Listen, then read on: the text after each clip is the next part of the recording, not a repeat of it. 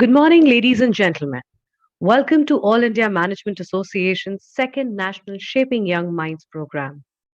In 2021, IMA organized an online version of the Shaping Young program called National Shaping Young Minds program in collaboration with our local management associations. The online mode has allowed us to make this event really big and reach out to all our LMAs and through them reach their constituents. The program saw overwhelming participation from students and young managers from across the country. Today, we are conducting second online version of the SYMP. Today's speakers include Dr. K. Radhakrishnan, former Chairman, Space Commission, Secretary, Department of Space and Chairman, ISRO. Mr. Shiv Shivakumar, Group Executive President, Strategy and Business Development, Aditya Birla Group and past President, AIMA. Ms. Shereen Bhan, Managing Editor, CNBC-TV18. Mr. Sanjiv Mehta, CEO and Managing Director of Hindustan Unilever Limited. Before we start with the program, a special mention and thanks to our sponsors for the event. Principal sponsors, Galgotias University and Tata Steel. Co-sponsor, Chandigarh University. We would also like to thank all our local management associations who have partnered with us this event. Ladies and gentlemen, please note that the program schedule and speaker profile are available on the platform at the click of a button. You may like to visit the same to take a look at the flow of the program and also know more about the speakers at the sessions. During the sessions, we would request the participants to please post their questions by clicking onto the Q&A button on the platform. This shall help make the sessions more interactive and interesting. Before we begin with the first session, may I request the dignitaries to join virtually for the lighting of the lamp. Ms. Rekha Sethi, Director General, All India Management Association. Dr. K. Radhakrishnan, former Chairman, Space Commission, Secretary, Department of Space and Chairman, ISRO. Mr. Shiv Siddhant Kaul, Managing Director, Nico Engineering Services Limited, and Honorary Consul General of the Republic of Korea in Kolkata. May I now request the lighting of the lamp to begin, please.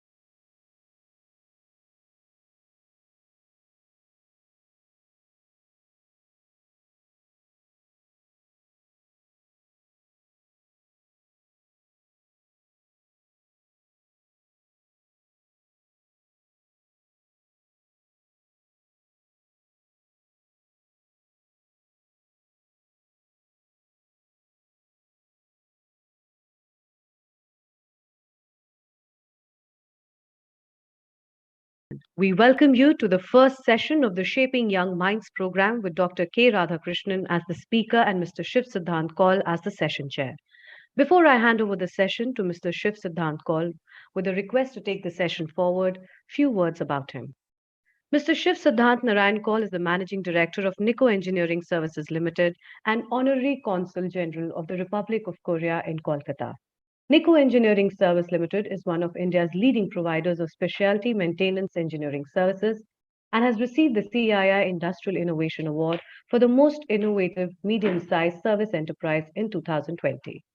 Prior to joining the Nico Group, he worked in New York as Vice President of Fixed Income Trading at Bank of America. Mr. Kaul is the Deputy Chairman of Confederation of Indian Industry, CII, Eastern Region for the year 2022-2023. He also serves on the Council of Management of the All India Management Association and on the National Executive Committee of the Federation of Indian Chambers of Commerce and Industry, FICCI. In 2015-16, Mr. Kaul served as the president of the Indian Chamber of Commerce. With these few words, I now request Mr. Shiv Kaul to introduce Dr. K. Radhakrishnan and take the program forward.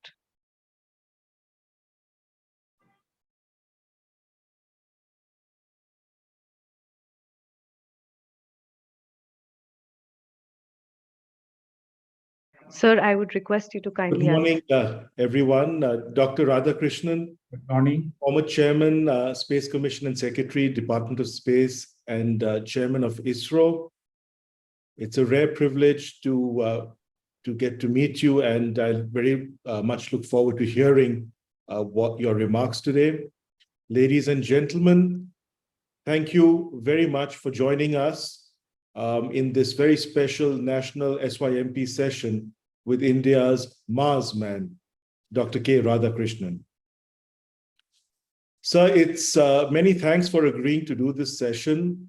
We will have with us today India's management students and aspiring business leaders. You are a catalyst of India's space aspirations, and your leadership of this country's mission to reach Mars has fired up the imagination of all Indians, the new generation as well as the old.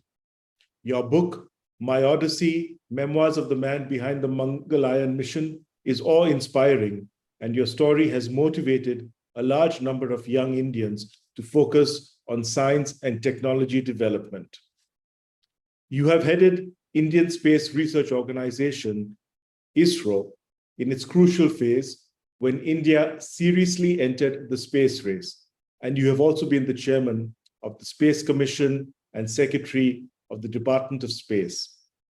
You have been the director of Vikram Sarabhai Space Center and the National Remote Sensing Agency. In addition to space, you have also looked after India's marine science affairs as the director of the Indian National Center for Ocean Information Services. You continue to serve us and our government as a member of the Space Commission and as an honorary advisor to ISRO. In recognition of your rare and substantial contribution to our country's development, you have been awarded the Padma Bhushan by the Government of India. Now you are contributing your vast scientific and administrative expertise in the running of India's IITs. You chaired the Standing Committee of the IIT Council, and you chaired the boards of IIT Kanpur and IIT Ropar. Sir, you excel not only at science, but also in art. You are an accomplished Carnatic music vocalist and a Kathakali artist. Dr. Radhakrishnan, it's an honor to have you and a very warm welcome in this session. The Shaping Young program is what it says it is. It's about helping young students see the world through the eyes of the high achievers so that they also aspire and work towards making a big impact on the world. It is an interactive program, and students engage the distinguished speakers in a conversation and ask for their views on work, career, and life, and also their advice on acquiring the necessary habits and attitudes to become high achievers. However, before we start the interaction, I would request our guest, Dr. Radhakrishnan, to tell us about his life, career, and philosophy. Sir, it's my privilege and honor to request you to deliver your address. Thank you, Shiv Shivakumar. I also thank AIMA and Mrs. Rekha Sethi and colleagues for this kind invitation, and all the young minds who are around this program in various parts of India for their participation. And we look forward to a good interaction in the next few minutes. I started my career about 51 years ago after my engineering, and I have been associated with the Indian space program. And also, as Shiv mentioned, on use of space program for different areas of resources management, land, water, ocean, etc., etc. One thing I should say that it's a satisfying experience for anyone to be associated with India's space program. When I started my career in ISRO in 1971, the world was different. It was a bipolar world. Space was something for showing the prowess of these nations. And what they were looking at that time was to go to moon and also use this for the competition. But today, if you look at it, things have changed. 50 years ago, only mighty nations went into the pursuit of space science and technology. But today, there are about 80 nations of various dimensions getting into the space activity. There are private entrepreneurs getting into space. There are new space protagonists. And a lot of young minds, space startups have come to stay. And they are all in the cutting edge frontier areas. So there is a great opportunity in store for all of you engineers, scientists, managers to get into different areas of space. When you talk about space, one of course is to understand about the humanity, that is the exotic, exciting space science. On the other side, it generates technology which is essential for the growth of the nation. And thirdly, it has a wonderful power for serving the humanity. A lot of services. So if I talk about space, there are 5 E's. One is, of course, the exploration of the entire universe. Second is exploitation of the resources that one can look for from Moon or Mars or such celestial objects. Then there is a great enterprise. When you talk about space as a medium for humanity, human service, for strategic services, for developmental activities, for human well-being, you talk about thousands of satellites to be in the orbit, launching them, operating them, servicing them, ensuring that they are secure there. So this offers a new enterprise called space enterprise. And today, it is something like $400 billion space economy. So it has got its own niche in the global economy today. And finally, it calls for cutting-edge technology, engineering. So there is scope for everyone in this area. Whether we talk about unmanned missions or the human being taken to moon or dreaming about a habitat in space, in Mars after some time, there is a lot of scope for all these 5 areas of activity. And it is called rocket science. It's something which is very demanding. Many things are not known. And when we get into it, we should have steel nerves. We should be ready to face failures, learn from the failures, and move ahead. It's a collective activity.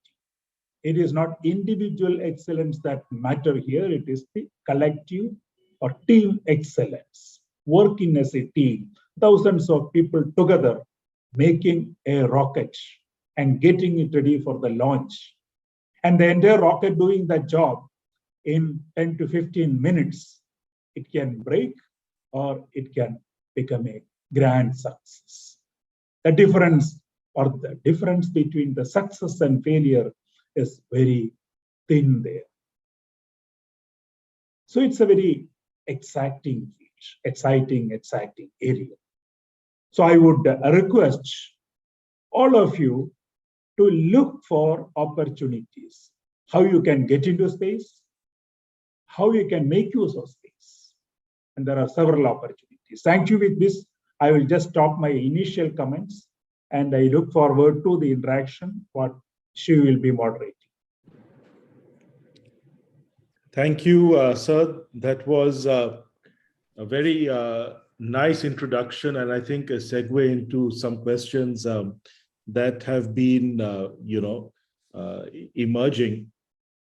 So the first question is, there has been a very long-standing tradition and observation that a large number of the graduates from the top engineering schools have been going to work in careers outside, science or engineering or the so-called STEM fields. And a large number end up doing MBAs. We have in our audience also a large number of people who have followed that route. What do you feel, can drive people to continue to work in the science and technology fields rather than, be focused on, going from one platform to the next platform to the next platform? How do we encourage, and what can be done to actually encourage people to pursue a lifelong career in sciences? Thank you. Let me just share with you my experience. I had my engineering degree in electrical engineering, and I started as a design engineer in ISRO. In 1974-76, I did my MBA. That was a decision point of my career. What to do next? I decided that I should go back to ISRO and continue my pursuit there. Of course, there were two schools of thought that after doing an MBA, why are you getting back to research and development, science and technology?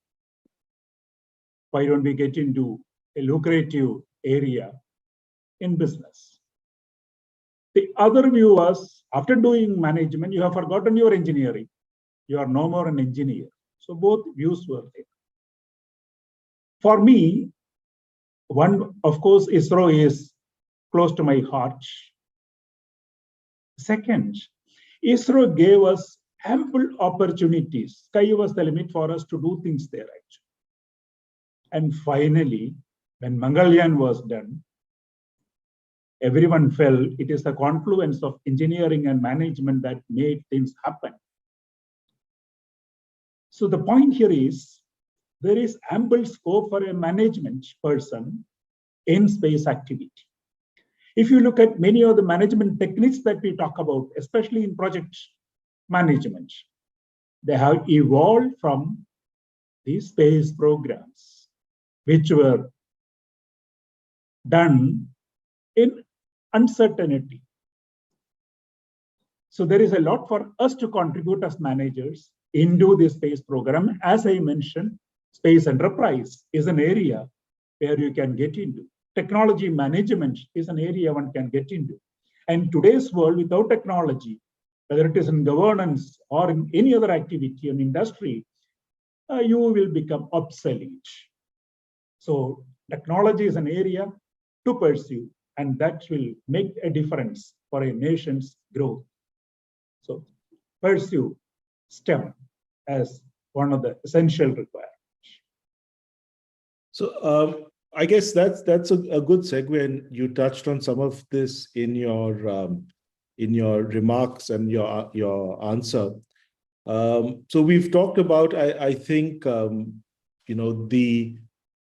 course the STEM careers, but having done management, what aspects of your formal management education or background were helpful in being in a very engineering-driven job, career, and organization?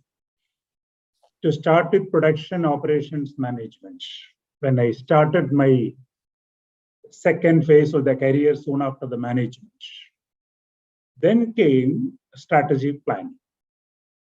And strategic management has been essential element of the space program, because here we talk about long gestation periods of 10 to 15 years from concept to fruition. And there is also a very high level of geopolitical competition, collaboration, cooperation in this area. So all that we learn in strategic management become essential to be applied in one way or other. The third part of it is technology management, technology forecasting, which is essential when we talk about a space program. A satellite which has to work for 10 years will require at least 5 years of development activity.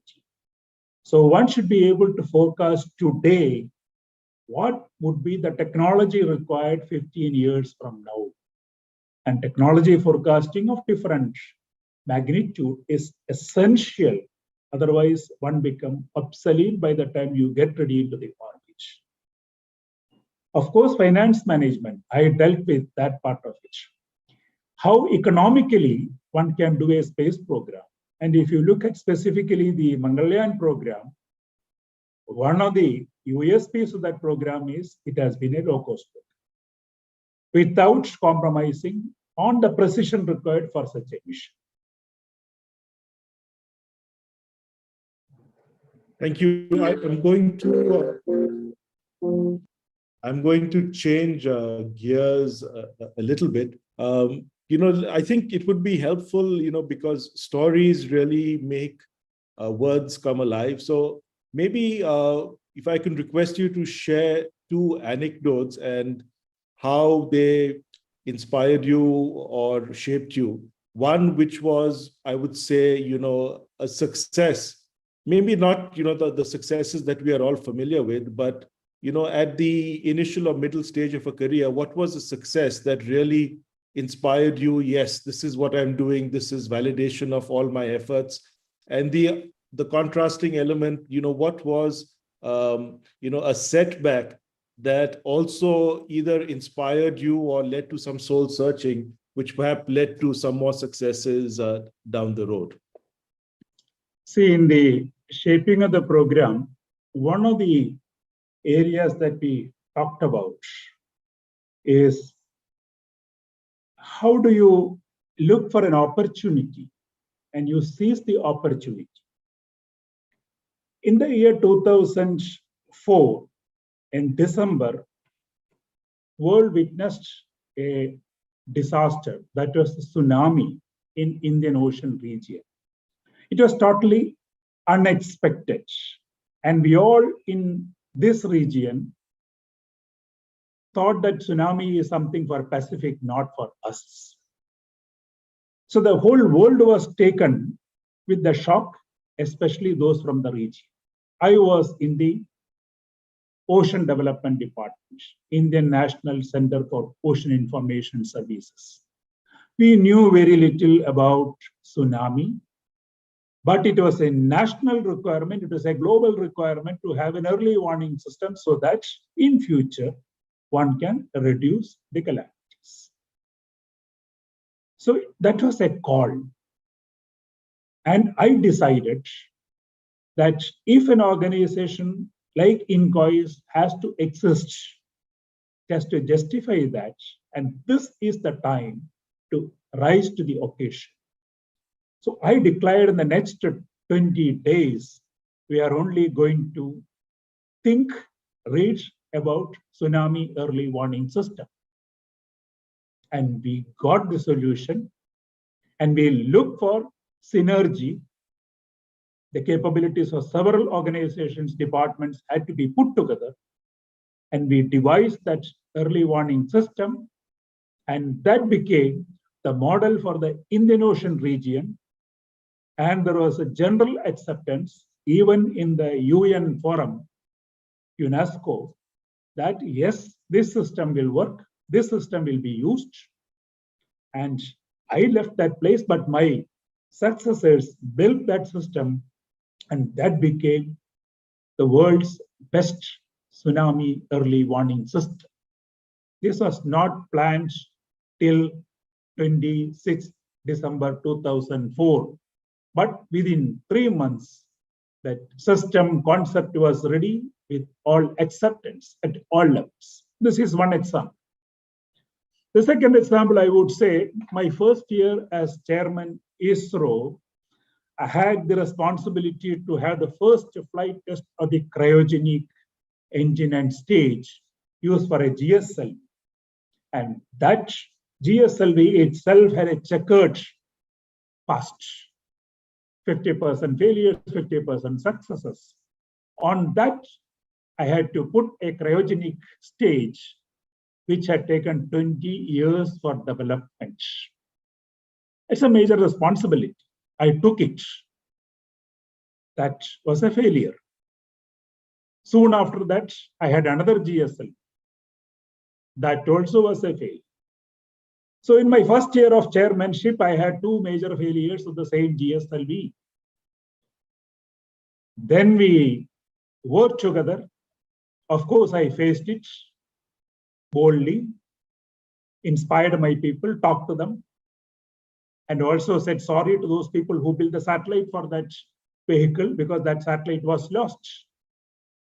It took 3 years. We went back to the launch pad. 1.5 hours before the liftoff, there was a major leak of the propellant. Then we had to abort, take back that vehicle safely, and we flew it in January 2014 successfully. And after that, we had all successes.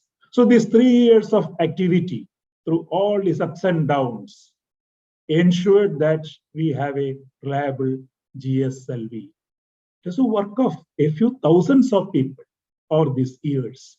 So orchestrating that effort, taking everybody's mind together, all their ideas together, and then getting it ready for the nation, I would say that was a great thing. Learning from the failures and then getting into a grand success. Thank you.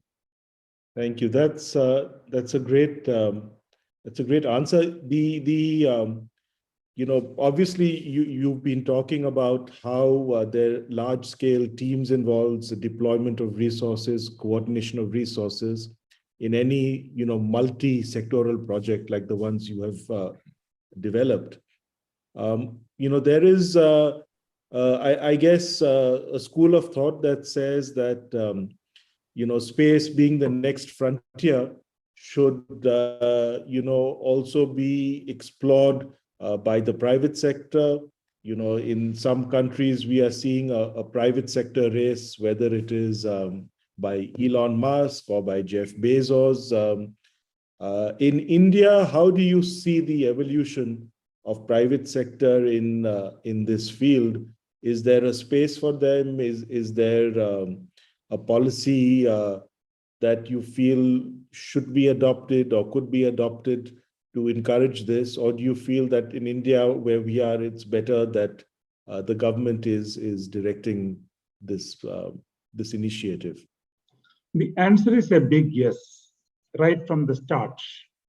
In the 1970s, when we started major space projects like Aryabhatta, Bhaskara, Apple, INSAT on one side, and the SLV-3 project on the other side, with the major space application program building a lot of ground equipment, the participation of Indian industry, both private sector and public sector, was essential.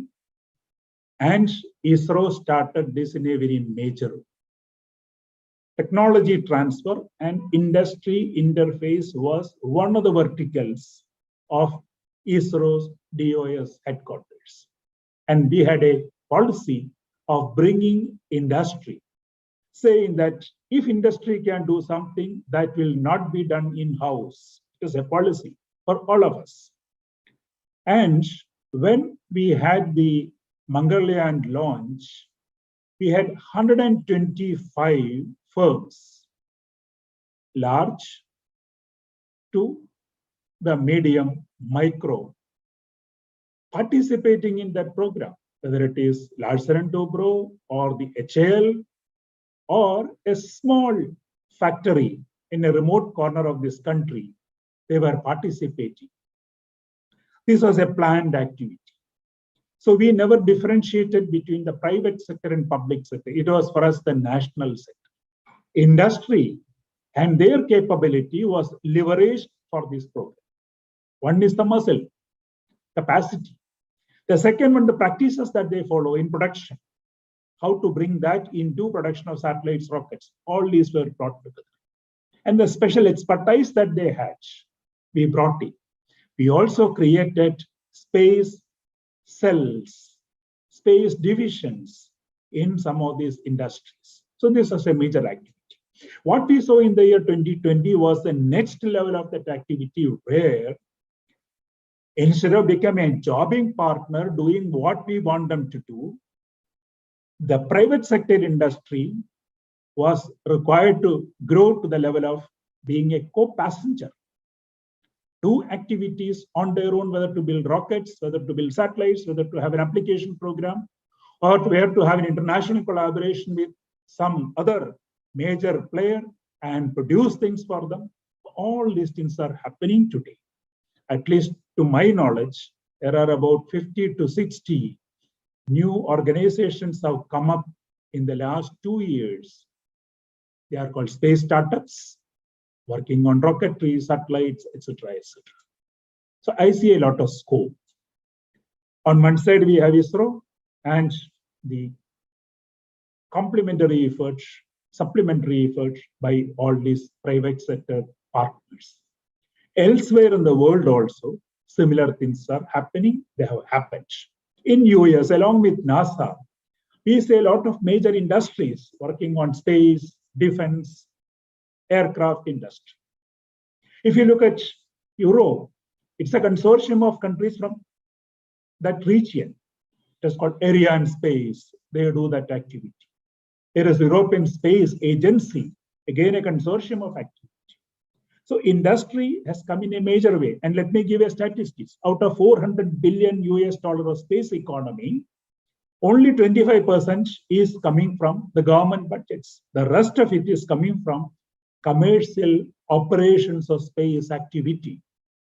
The second part of it is only 10% is contributed by the launch and the satellites. The rest of it is ground equipment and downstream services that could be provided in this area. So there is a lot of scope in the coming decades for private sector, for the startups to contribute to space sector. One of the issues that's, at least in the corporate world is becoming extremely important and relevant is this concept of ESG. So whether we have, environment, sustainability, and governance. In the space field, what do you feel are the role of these three issues? And, is there, any scope? We hear stories about space debris piling up at an alarming level in the outer layers, satellites being impacted by debris from decaying old equipment. This is obviously something that's very vital, as space exploration becomes more and more relevant, and especially when we have geostationary satellites, which are quite important, it becomes a bigger issue. So how do you think cooperation can proceed on an international level to make this, address this issue? Let me first say that for the ESG, environment, sustainability, as well as governance, space has been a very major contributor, including climate change. That's on one side. But in space, we have this program on space situational awareness, essentially to look at the debris. Space debris are created because of several reasons. Today, we have a crowding of satellites, whether it is geostationary orbit, which is a resource, or even the low Earth orbits. a few thousands of satellites which are operating there. A few thousands of satellites which have completed their life and they are also around. At least 20,000 small parts, disintegrated satellites and small elements of it going around at very high speed, which we call as the space debris. They can affect the operating satellites. This is another area. The next part of it is we also have the issues of cosmic debris. We talk about asteroids. We also have several celestial events like solar flare, etc., affecting these satellites. So this is essentially a space environment which is very complex today. So number one, how do we catalog these objects which are around? How do we decide protocols and guidelines on the satellites which are going to complete their active life? Like satellites in geostationary orbits have to be moved up to a graveyard orbit well before they complete the fuel in the satellite. This is the protocol. If you have to use nuclear devices for propulsion, for heating, etc., in some of these space systems, how they have to be handled.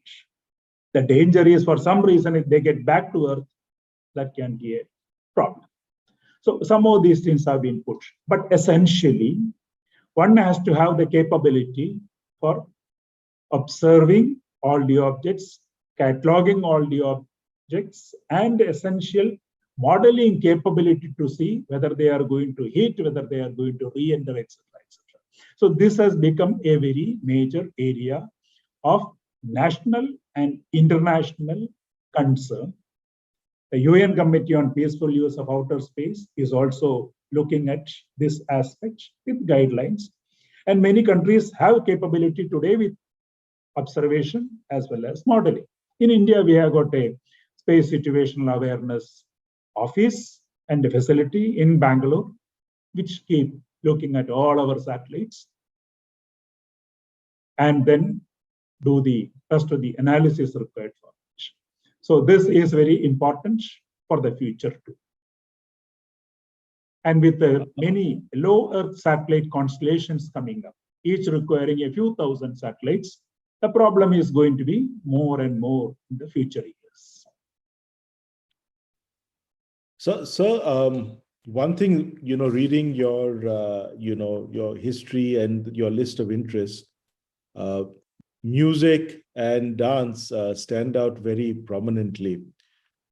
This, second half of the brain types of activities, how important are they? And in the young generation, do you feel that these aspects are being overshadowed and not being given ample scope to develop? How in your life has the practice of music, a rigorous practice of music and dance, informed, how you are as a person and how you approach your work and career?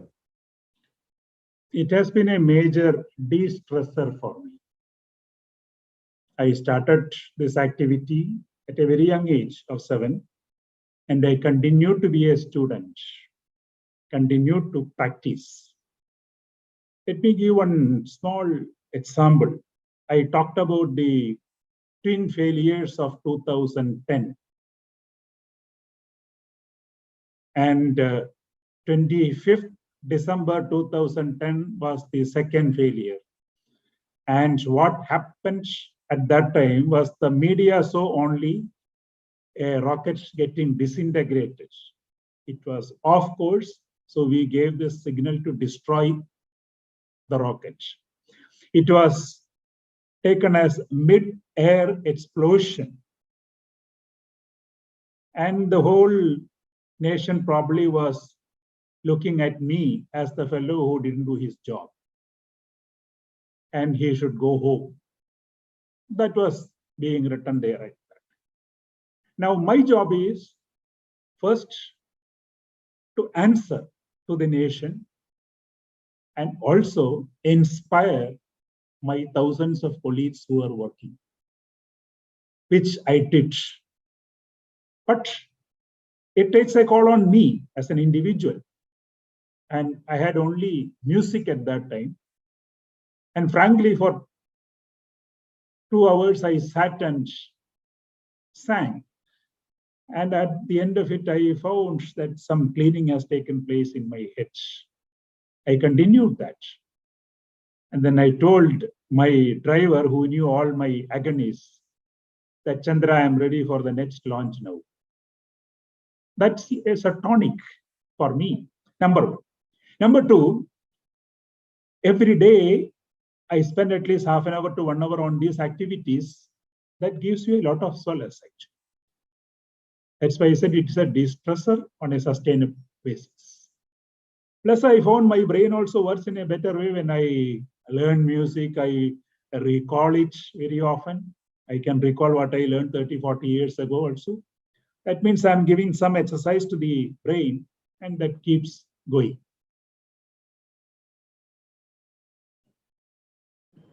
And I become a student. It's another important element. Yeah. Even at this age, when I go to my teacher as a student, a little bit of humility is brought into me. And when I see a very young boy or girl doing far better, I become humble. And I think these are important for an individual.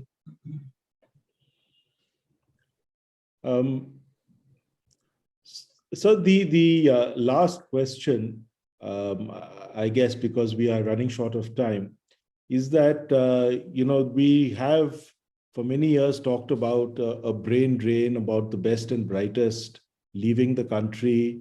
The majority of them don't come back. In recent years, more people have started coming back. But, what is your message to them? How can, we get these people back to India, encourage them to service? There's a big gap, of course, in income levels.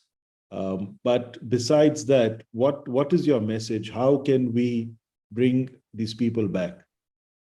If I draw from the experience of Indian space program, except for a handful of people who were brought in from abroad, Indians were brought into the program, the rest of the space program has been built by Indians from Indian universities. This is first part of it. With my experience in the IIT system, I feel there is a paradigm shift at the moment. Very few people decide to go abroad and settle down there. They find opportunity in the country. Today in the private sector or even with multinational organizations, this is happening. My message to them is Indian brains should be used to create intellectual property for India, wherever you work. Thank you, sir. That's I think a wonderful closing message. We are reaching your time. I understand you have a national level meeting to go to in another 2 minutes. So with your permission, sir, I'd like to thank you. And on behalf of our audience at the Shaping Young Minds program and on behalf of AIMA, thank you very much for devoting a big chunk of your early morning today to us.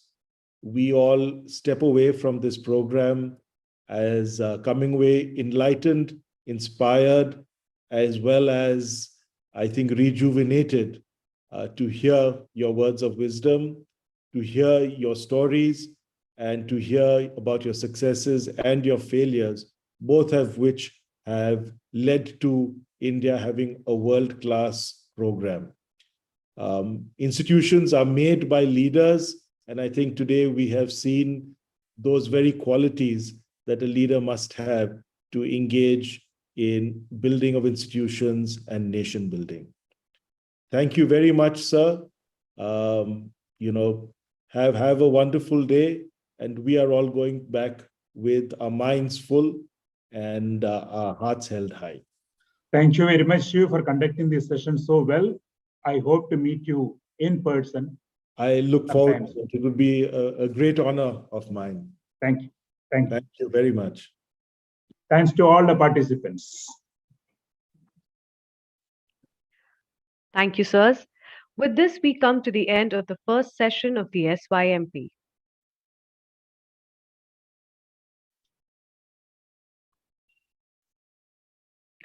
Ladies and gentlemen, now we have a special address by Ms. Rekha Sethi, Director General AIMA. As I request her to deliver the address, it is my privilege to introduce her to you all. Ms. Rekha Sethi is the Director General of the All India Management Association. She took charge of AIMA in June 2008. She has since established AIMA as the preferred platform for discussions and debate on management and has deepened AIMA's relationship with the Government of India and India Inc. AIMA now attracts India's top industry leaders and policy makers on its platform. Ms. Sethi is on the boards of some leading Indian companies as an independent director, including CESC, Samvardhana Motherson International Limited, Spencer's Retail Limited, Hero Steels Limited, and Kirloskar Brothers Limited. She has earlier served on the board of Sun Pharmaceuticals Industries Limited. She represents AIMA on the Governing Council of the National Productivity Council. Prior to joining AIMA, Ms. Sethi worked with India's premier industry organization, the Confederation of Indian Industry (CII), for over 17 years, where she led the initiative to create high-profile international events to promote India's economic interests. She started her career with the Center for Development of Telematics. Ms. Sethi is an alumnus of St. Stephen's College, Delhi University. May I now request Ms. Rekha Sethi to address the participants, please. Thank you, Swati. Thank you, Swati. Good morning, students, faculty, young ladies and gentlemen. What a wonderful start to the program today. We couldn't have asked for a better mentor than Dr. Radhakrishnan to address the first session. It has been a privilege to hear firsthand about a subject we all wonder about, space, from someone who's internationally acclaimed, and also about his love for music and dance. A big thank you to Dr. Radhakrishnan for joining us at AIMA today and for speaking to all of us. It brings home to all of us that if you set your mind to something, anything is possible, and we can actually dare to dream and dream big. Once again, a huge thank you to Dr. Radhakrishnan for an outstanding address and talk today, and many thanks to Siddhant Kaul for moderating the session so well. Ladies and gentlemen, it is such a pleasure to have you all with us in the second National Shaping Young Minds program, or SYMP as we like to call it. A very warm welcome to each one of you. I understand that we have more than 17,000 participants from almost 200 institutions across the country registered today, a landmark for any event. I'm pleased to share with you that 25 local management associations affiliated to AIMA are also supporting this national SYMP. A big thank you to all our LMAs. The online national SYMP was an experiment last year. We did so many experiments thanks to COVID. The response overwhelmed us, and so we at AIMA decided to institutionalize it. Presence of so many of you today tells us that we took the right decision. Thank you all once again for joining us and for making this event a success. We have management students and faculty from across the country with us today, with some outstanding achievers who have agreed to share their career and life secrets with you. The Shaping Young Minds program has been around for nearly 2 decades, and tens of thousands of management students and young managers have benefited from it. Until the COVID interruption, more than 70 SYMPs have been held in 30 big and small cities of India. And as life returns to normal, we will resume the zonal physical programs also. However, COVID restrictions have opened up a new digital avenue for all of us to connect nationally and bring more outstanding personalities into the fold. This national SYMP has also allowed students to be exposed to the thinking of the peers in other cities and towns.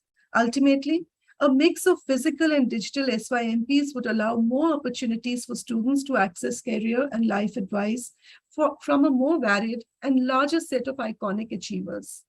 In this National SYMP, we are privileged to have some very high-profile leaders from diverse domains, and we are grateful to them for agreeing to share their life stories and success mantras with all of you. They are an eclectic lot, and each one of them has a unique strategy to succeed in a hyper-competitive and highly complex world. Our speakers today are from the fields of space technology. We've already heard Dr. Radhakrishnan, transnational corporate leadership, business strategy and development, and the electronic media. Each one of them has been a transformational leader who has set new benchmarks in management innovation and execution. AIMA is grateful to Dr. Radhakrishnan, Mr. Sanjiv Mehta, Mr. Shiv Shivakumar, and Ms. Shereen Bhan for agreeing to share their life stories and learnings with this young audience today. Their generosity with their time and expertise is probably the best form of giving back to society. The moderators of today's sessions themselves are outstanding achievers, and we are privileged that they've agreed to give their precious time to us and guide the discussion in a manner that will help the young audience get useful insights and advice from the distinguished speakers.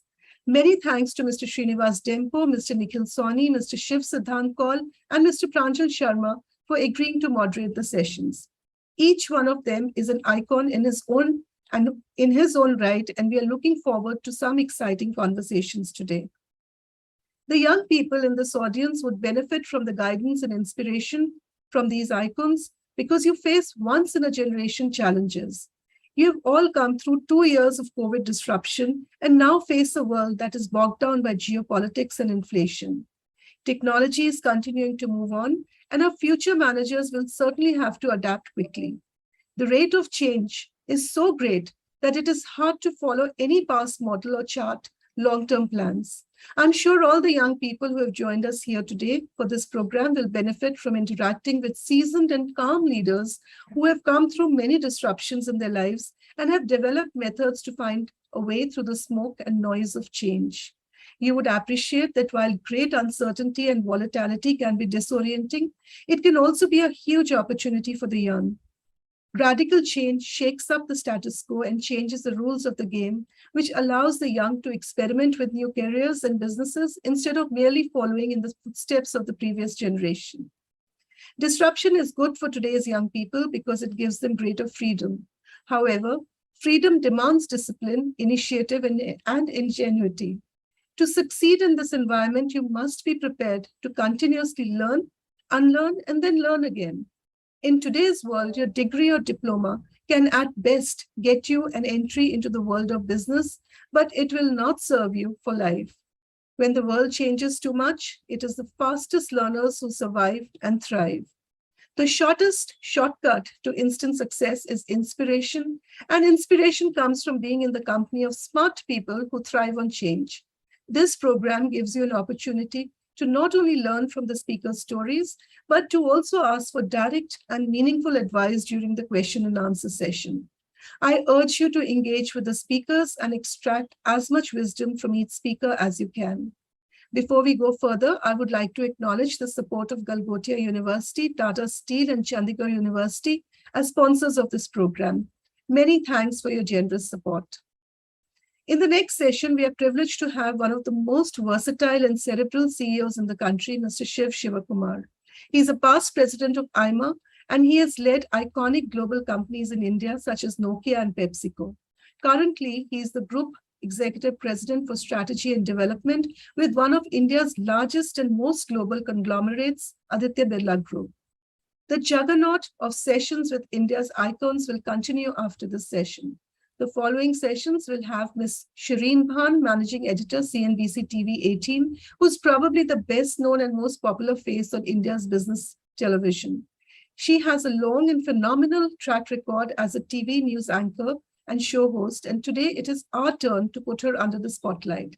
I'm sure you will enjoy the session with her. Then we have a conversation with Mr. Sanjiv Mehta, CEO and Managing Director, Hindustan Unilever Limited.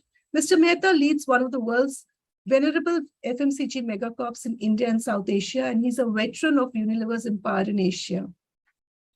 There are few in India with a more varied experience of leading companies in diverse political systems and social cultures.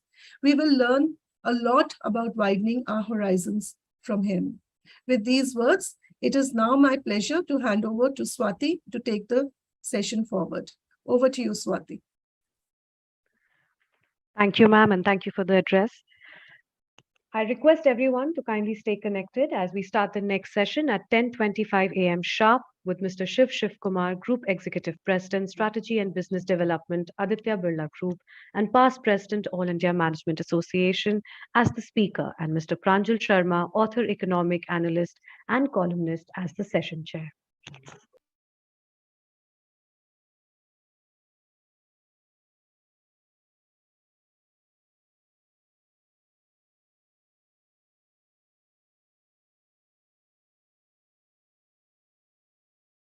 Tomorrow holds great promise and also challenge, but we will make it together.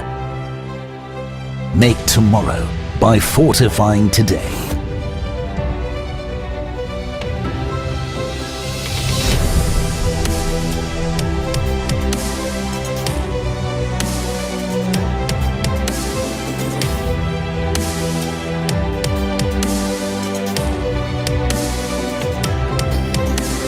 Make tomorrow by making people our true strength, consistently investing in growing our human, social, and relationship capital, building a diverse workforce, cultivating a culture of inclusion, and focusing on safety and health, empowering communities around us,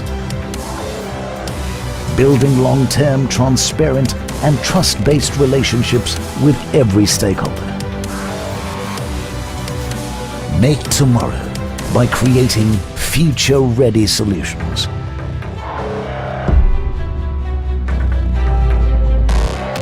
With our fully integrated operations, from mining operations, manufacturing plants, and steel processing centers, to our wide range of products and customized services and solutions, we have a steely grip on the future. Our prudent future-focused acquisitions ensure we have a global presence and an expanded suite of capabilities that allow us to unlock the full potential of steel.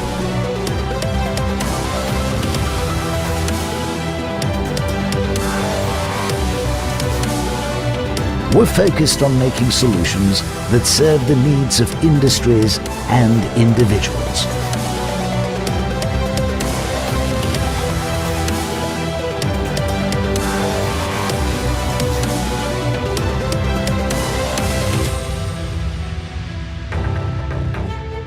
Providing high-quality materials that go beyond steel. Pushing boundaries to create stronger solutions, better solutions.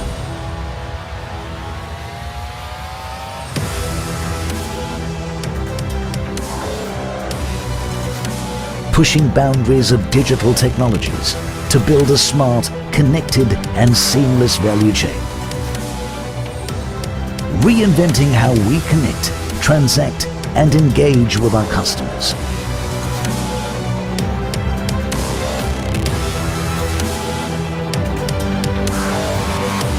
And with our strong focus on research and development, we're anticipating and addressing challenges of tomorrow, working with stakeholders to identify specialized, unconventional solutions that drive sustainability across the value chain. We're making solutions that address climate challenges of today and tomorrow, aligned with the United Nations Sustainable Development Goals. We are working towards being responsible steelmakers, being responsible steel suppliers,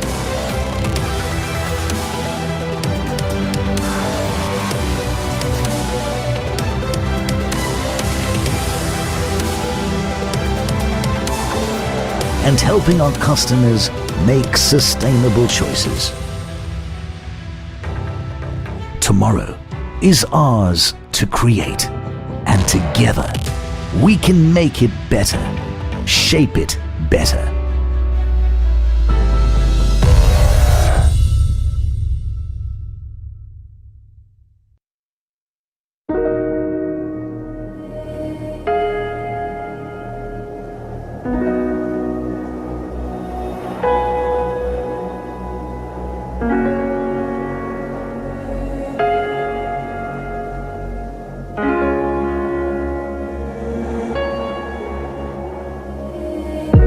I tried to give away all I had. My mind was full of my mistakes. I've been too fragile through my life, and I'm missing you so bad. Don't know if I should call you back. You know it's getting dark inside my head. I feel there's something that is stopping me now. I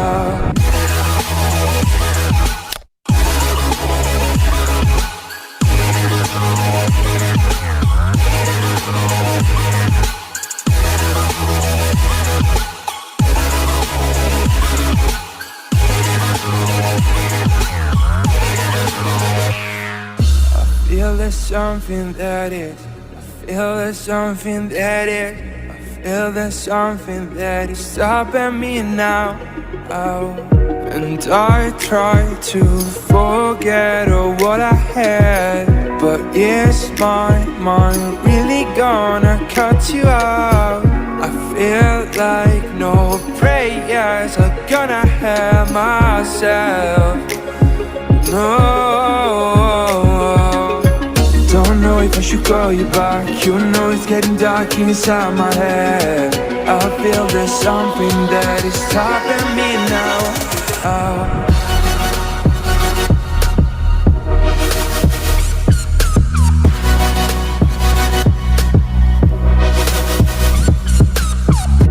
I tried to give away all I had. My mind was full of my mistakes. I've been too fragile through my life, and I'm missing you so bad. I feel there's something that is. I feel there's something that is. I feel there's something that is stopping me now.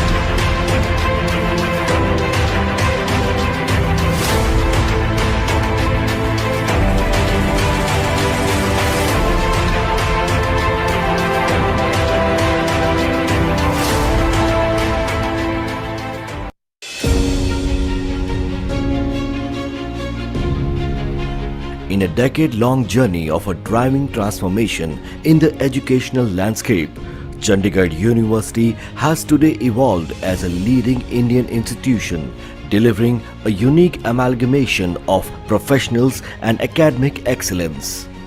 We are playing an instrumental role in shaping the next generation of leaders. With a vision of becoming a global center of excellence for research, innovation and entrepreneurship, we have made remarkable achievements.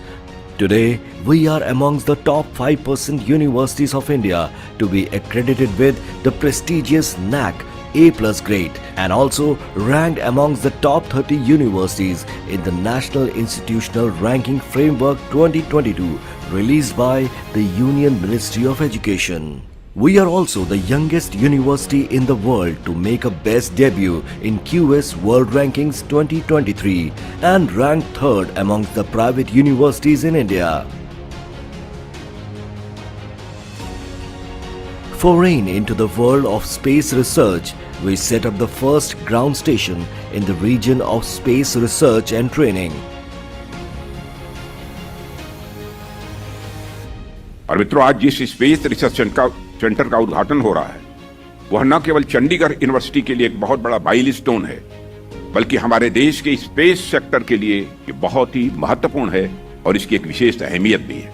We are also set to launch the first IoT-based nanosatellite CuSat in collaboration with ISRO. Recognizing the drone industry as the next game changer in development, we have established Punjab's first DGCA-approved drone training hub in our campus. With research at the helm of our academic delivery, Chandigarh University has filed 1900 plus patents, bringing a positive transformation in the society.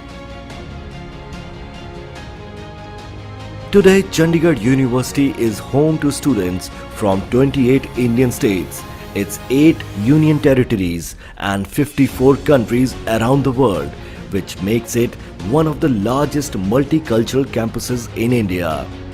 Having collaboration with top universities in 83 countries, we have integrated global competencies in our curriculum and also provide global exposure to our students and faculty through internship programs and exchange programs. With the highest number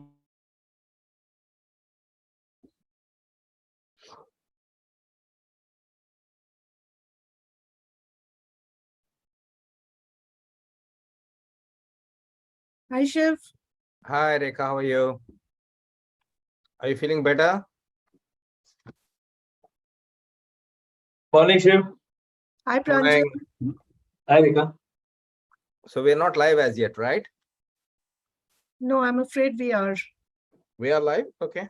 Fantastic. I hope you're feeling better. Neeraj said that you're unwell when I saw him for the digital retreat. I got COVID. Okay. And I think it was still some after effects. Okay.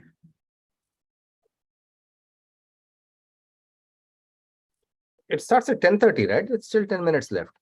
10:20. Yeah. Right. 10:25. 10:25. I'm ready to go whenever you are. If you Sanjay, have- can you guide us? Ma'am, if you we have the can, audience, ma'am, let's go. we are also ready to go live. Are you live right now? We can say Ma'am, what we we'll, want. no, ma'am, we'll start now. Oh, you're not live as yet. We can say what we want. No, So- ma'am, we'll have to start now, ma'am. So Rekha, so Neeraj was drinking. Neeraj and Mansoor were drinking and, frolicking on the beach because you're not there. So it's better I don't join them for the Goa They're retreat. fully drunk. Ask them. Fully Good drunk up to their eyebrows. I'm going to call Neeraj right away. Ask And him. check. Ask him. It's okay. They can let their hair down once in a while. Whatever hair they have left. Correct. They said boss is not there. Let's enjoy. Ma'am, we are Hi ready to Pranjal, go good to live. see you. Hi, Shiv. Where are you based? In Delhi? Yes, mostly in Delhi. Will somebody send my presentation to Pranjal because I only sent Ma- it to the AIMA gang. Yes, Swati, you're trying Ma'am, to we say something. yes, ma'am. Ma'am, we are live, ma'am. I got a PDF of your book, Shiv, so I've glanced through it, read your chapter, not all the interviews, but what you wrote. Thank you. I'm afraid I've just been informed that we are live, so all that has been said should be discounted. And I'm going to hand you over to Swati to take the session forward. Thank you. Ladies and gentlemen, we welcome you to the second session of the SYMP with Mr. Shiv Shivakumar, Group Executive President, Strategy and Business Development, Aditya Birla Group, and past President, All India Management Association, as the speaker, and Mr. Pranjal Sharma, author, economic analyst, and columnist, as the session chair. During the sessions, we would request the participants to please post their questions by clicking onto the Q&A button on the platform. This shall help make the sessions more interactive and interesting. Before I hand over the session to Mr. Pranjal Sharma and request him to take the session forward, few words about him. Mr. Pranjal Sharma is an economic analyst, advisor, and writer based in New Delhi, India, who focuses on technology, globalization, and media. He serves on boards of enterprises and non-profit entities which are leveraging emerging technologies for sustainable, equitable growth. Mr. Sharma has written and edited books, reports, and papers on economic development. His latest book is India Automated: How the Fourth Industrial Revolution is Transforming India. This follows his previous book, Kranti Nation, India and the Fourth Industrial Revolution. Mr. Pranjal Sharma is a frequent speaker at events run by leading chambers of industry on policy advocacy and leads public discourse at several platforms in India and abroad. He served as a member of the Global Agenda Council at WEF for 8 years. He's also a member of WEF's Expert Network. Previously, he was the editor of Bloomberg TV in India. He writes opinion pieces for Business Standard newspaper, the Sunday Guardian newspaper, among other publications. He's a regular speaker on news TV debates on economy and globalization. With these words, I hand over to Mr. Pranjal Sharma with a request to introduce the speaker, Mr. Shiv Shivakumar, and take the program forward. Thank you, Swati, and thanks, Rekha, for inviting me. It's always a privilege to have a conversation with Shiv. I'm going to not speak too much about Shiv, except that I have known him since his Nokia and then Pepsi days and in New Avatar. And I've also met him through the various hats that I have worn. And Shiv, one of the most abiding conversations I remember is when you had a conversation with Pulela Gopichan in Hyderabad. Hyderabad. Falaknama Palace. Exactly. And you know, the reason I'm referring to this is because the topic for today is about your leadership journey, your life journey. But also I was reading some of the chapters of your book where you've talked about management and leading. But it's interesting that it's, as you refer to it, leading is not about yourself alone, but also creating other champions. So while you have to be a champion, you have to be a champion of other people as well. So Shiv, I think I have lots of questions for you, and I know the audience has a lot as well. I'd maybe request you to start and share your life journey with us a little bit, the highs and lows, the triumphs through some of the stories that you're very good at telling us. And then after that, we would like to come back to you and have a chat with you. Over to you. Thank you, Pranjal, for those kind words.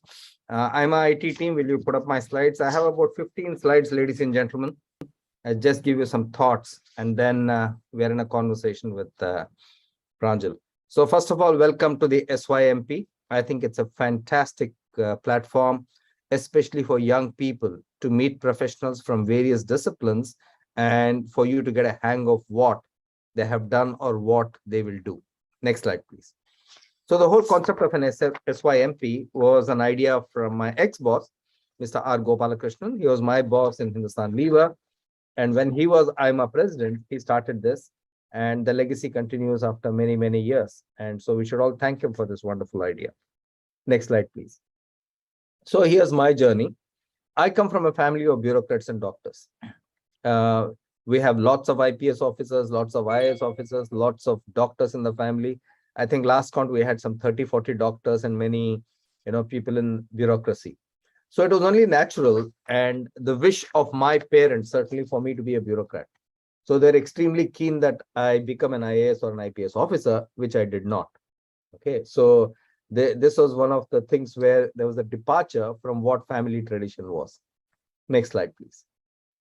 My early schooling and almost everything was in boarding schools. And boarding schools, as you know, are about discipline, teamwork, respect for teachers, etc. So since I was in boarding school at a very early young age, I learned to be self-sufficient in almost everything. You had to do everything yourself. You had to be the master of your own emotions. You had to control your emotions. You had to display your emotions, whatever it was. And the only real authority figure that you respected and you really looked up to were the teachers. So I had a lot of respect for my teachers right from day one. And I personally believe that teaching is one of the most noblest professions. And that's why when anybody asks me to come and teach, I always say yes, because I believe that teachers are the people who shape future generations. Next slide, please. So in school and college, I was into sport, apart from obviously studies. And I was the editor of my school magazine, my campus magazine, both in engineering as well as in business school. So what boarding school did, or what my teachers did, was to actually shape me as an all-rounder. This is something very important. I think you cannot be just good at one thing. Like you cannot be just good at studies. You cannot be good at only sport. You have to have a wide range of things that you're good at. And I think that's the real benefit which I had going to boarding school and having the right teachers. The ability to be an all-rounder. Next slide. I never planned to be in management, honestly. When I started my engineering degree in Chennai at IIT Madras, I never thought I would ever get into management. But by the time I was into my third year, a lot of my seniors said, hey, you know, Shiv, we think you have managerial capability in you. And I think you should go to an IIM. They were the first people actually who, put that thought into my mind to say, maybe you can be a manager. Otherwise, I was thinking of maybe going abroad, doing masters in science or something like that. And they were the people who, put that idea into my head. After that, I took a number of management courses. Professor Anant Raman was a management teacher, a professor at IIT Madras. I used to go to his class diligently, and I got excited by the concept of management, which simply stated is you have some resources, you need to produce some output, and that journey from taking the resources into whatever is the output, either in product terms or in service terms or in people emotion terms, is what management is all about. So that's how I got into management. So I didn't start by saying I want to be a manager. So remember that. I come from a family of bureaucrats. I was doing engineering, and then suddenly this happened. Next. Then I went to B school. In B school, I got fascinated with the concept of management and with the concept of marketing. And in B school, believe it or not, that's Peter Drucker to the right, and that's Michael Porter to the left. I would write to all the professors. I wrote to Peter Drucker, I wrote to Michael Porter, I wrote to Benson Shapiro when I was a student. And I said, hey, you know what? I am the student in this B school in Calcutta. Will you kindly send me all your articles? I'm keen to read them. Believe it or not, all of them sent me all their articles in a nice folder. I used to be the recipient of all these articles, and I would read them. And all my classmates would joke about it. All my classmates would say, okay, Shiv is only talking to professors, he's not interested, with us, etc., etc. So I was the butt of many, class joke about my, links with Drucker and Porter. Drucker was actually very nice because remember, he was the preeminent guru of management. He was kind enough to write back. He was kind enough to offer advice. And after I started my career also, he said, hey, if you want to come and spend a week in Santa Clara, you're most welcome. But I didn't have the money then. And when you're a management trainee, you can't go to your company and say, you know what, I'm going to meet Drucker for a week, so give me a holiday. Nobody will give that. And that would have been the end of my career. So, but this fascination for management theory is something which developed in college. And I believe that everybody in any discipline must have a good combination of theory and practice. Many times people don't know the theory and hence are not able to adapt to the practice. Many times they just have the practice, they don't know why something has started. I'm a great believer in first principles, and I always try and see why did something start, who started it, why did they start it, what is the logic behind it. Okay, so this is what I used to do in B school. Next slide. I wanted to be good at marketing. Okay, so whether it was advertising, marketing, brand building, etc. I took a lot of courses in marketing, did well in marketing at the top of my class. And I I must have read every single article in JMR or whatever it was in the library. And I did a term paper, believe it or not, on strategy in my second year. And I never knew I'd do a strategy job. I ended up doing a strategy job now, 5 years ago. Right through, I've done general management jobs. So I did this strategy term paper for Professor Ramanu Majumdar. And Professor Majumdar and Sudas Roy have been two teachers who influenced a lot of my passion for marketing and management in my B school. Next slide, please. Then I worked, the sum total of my career is in Hindustan Unilever, Nokia, PepsiCo, and ABG. Nokia is possibly one of the finest companies and finest cultures that I worked in, and that's why I pull them out there. Nokia was a very small company and a nothing company in India when I joined. We became India's largest multinational with $4 billion turnover, very good market share, outstanding company. We built an absolutely fantastic team. So that's something I will always be proud of. Okay, Hindustan Unilever shaped me. In those days, Hindustan Unilever used to be the training ground for CEOs and CXOs. I don't know, I can say the same today, but HLL was a fantastic company. I owe a lot to HLL. PepsiCo was a very different journey. PepsiCo was a loss-making company, which I had to turn around in the time that I was there, which we did, which was very good. And that profit number hasn't been reached after that, whatever we achieved in 2017. In ABG, I do a staff role. I'm the head of corporate strategy for the conglomerate, which is about $60 billion. I also run the global textiles business, which is across many countries in Southeast Asia and Europe. So this is where I've worked, the sum total of my experience. Next slide, please. One of the things and why I'm here is what I call giving back to society. I've been involved with All India Management Association from 2007.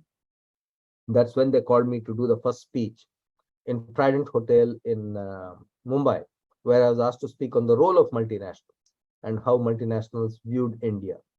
After that, I've been on the board of IIM Ahmedabad. I'm currently on the board of IIM Udaipur. I used to be on the audit committee and board of IIM Calcutta. I'm currently on the board of XLRI. I'm also on the board of Xavier Institute of Management.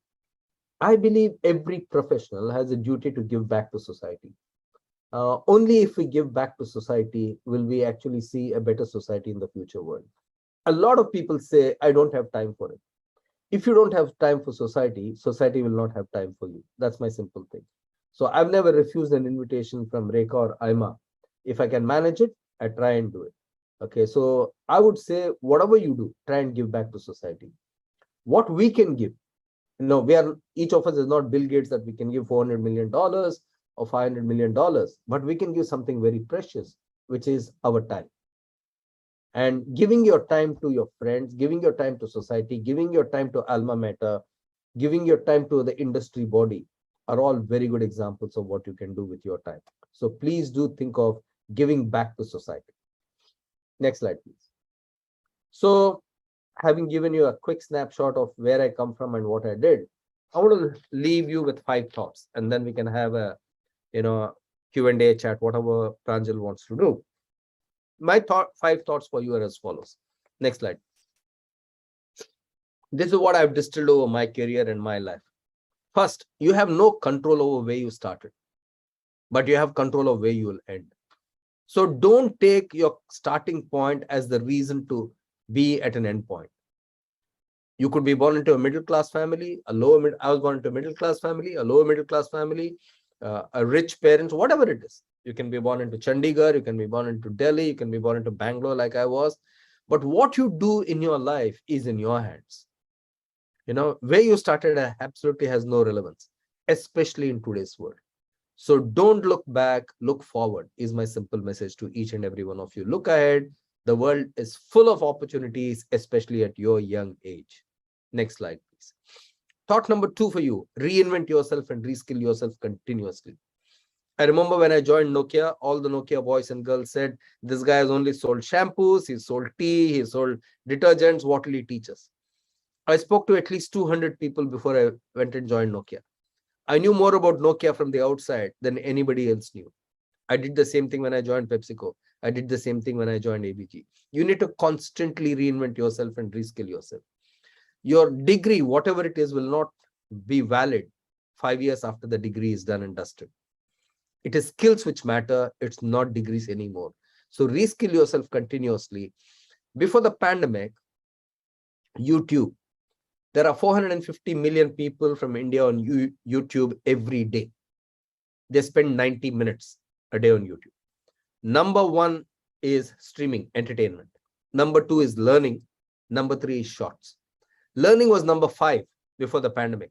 After the pandemic, learning is number 2. So the whole country is reinventing and reskilling yourself.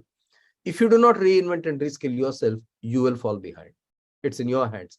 Today, you don't need to go to a physical school or college to reskill yourself. You can do it online. Third thought for you. Next slide, please. Be a professional to the word. Never be a sycophant. I've seen many people from my ex-companies, etc., be sycophants. Sycophants are people who do not have confidence in themselves. If you're a professional, you're good at your work, you don't need to be a sycophant. You can always walk with your head held high wherever you go. I've never been a sycophant. I've never encouraged sycophancy.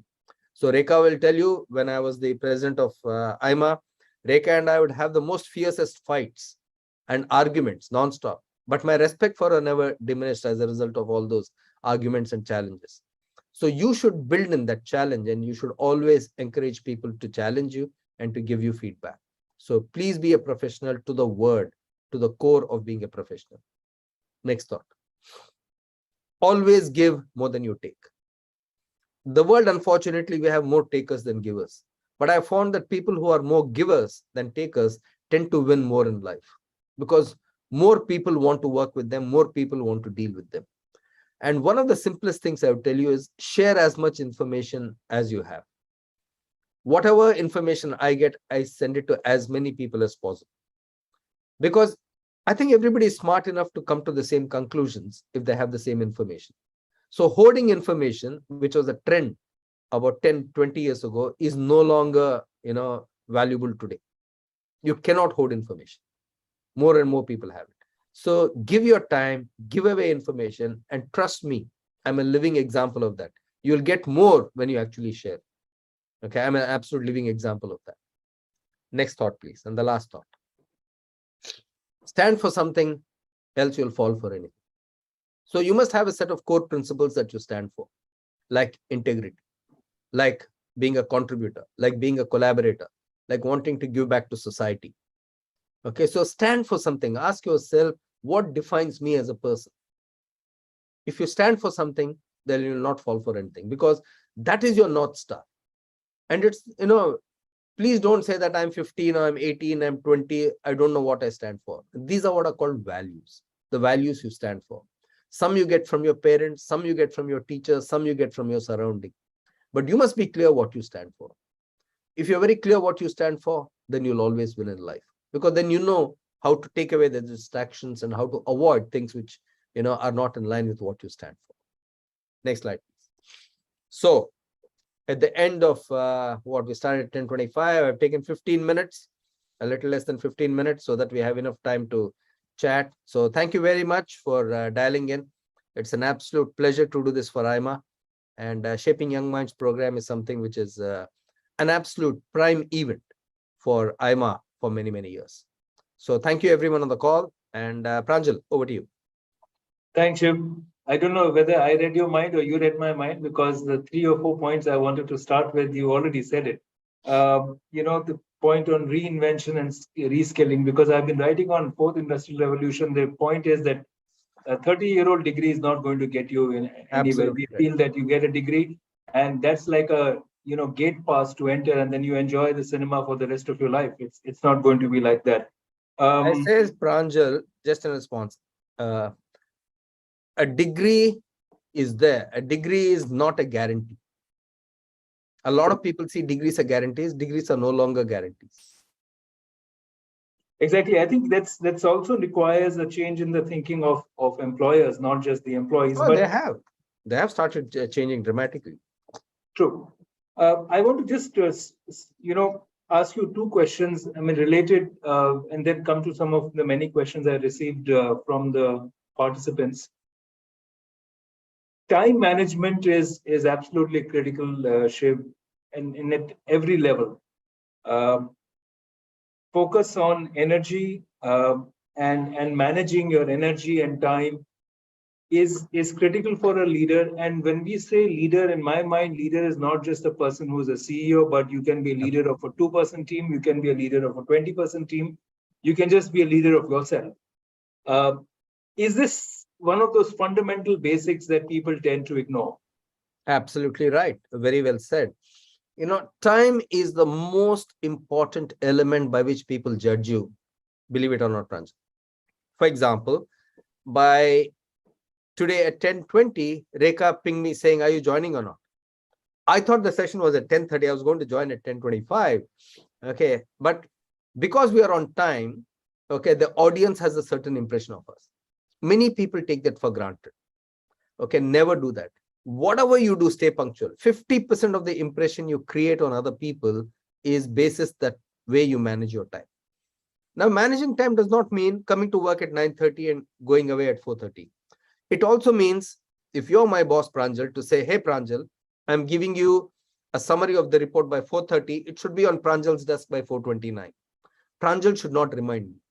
If I look at my career, I think, except maybe 2 or 3 times, my bosses have never reminded me of my duty. So stay on time. And in order to be on time, you have to avoid your distractions.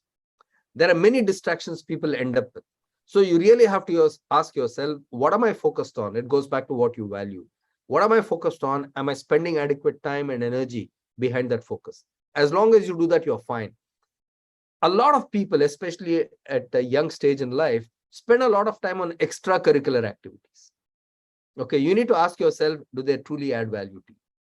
You know, if they don't add value to you and your journey, take them off, please. They're nice to have at a later point of time. Shiv, I'm joining a couple of questions, one by Bansari and one by Priyanshu Saha, about what is your daily motivation mantra and the secret of your energy? Yeah, I always feel that I have something to offer on a daily basis. I believe that tomorrow will always be better than today. Okay, even in the deepest, darkest hours, like, for example, when Nokia got sold and all of us who are senior managers, we all moved on. It was a tough, challenging phase of 3-4 months before I moved on to PepsiCo. Okay, the fact is you have to believe in yourself. Okay, you have to believe in yourself. You have to believe in the goodness of what the world can offer you. And Nokia was once a journey where it tested all of us, me, my management team, everybody. I was the last of the senior managers to leave Nokia. But it had no future because once it had gone down the Windows path, there was absolutely no future. You know that better than I do. So all of us left systematically one after the other. And then Nokia got sold, as you know. And Nokia is no longer the company it was. A $50 billion company went into oblivion. So you have to come back. You have to believe in yourself. And you have to believe in yourself basis. Nobody can give you confidence, Pranjal. You can give yourself confidence. And you can give yourself confidence by staying relevant, by learning all the time, by contributing to the success of others and the institution, and knowing that given an opportunity, you can always do well. It's not fake confidence. It's not blind faith, but you need to have that extra in you in order to succeed. That's what I would say. So that's what's absolutely important. To believe that tomorrow will always be better than yesterday. Shiv, one question, I'm again combining a couple of questions. Sirisha has asked that a lot of people talk about retiring at 35 or 40. There is also the concept that, you know, when you're very young and in a leadership position and you were in that, sometimes you feel that I don't know enough. So there is the advantage of energy when you are a young leader, but perhaps not the advantage of experience.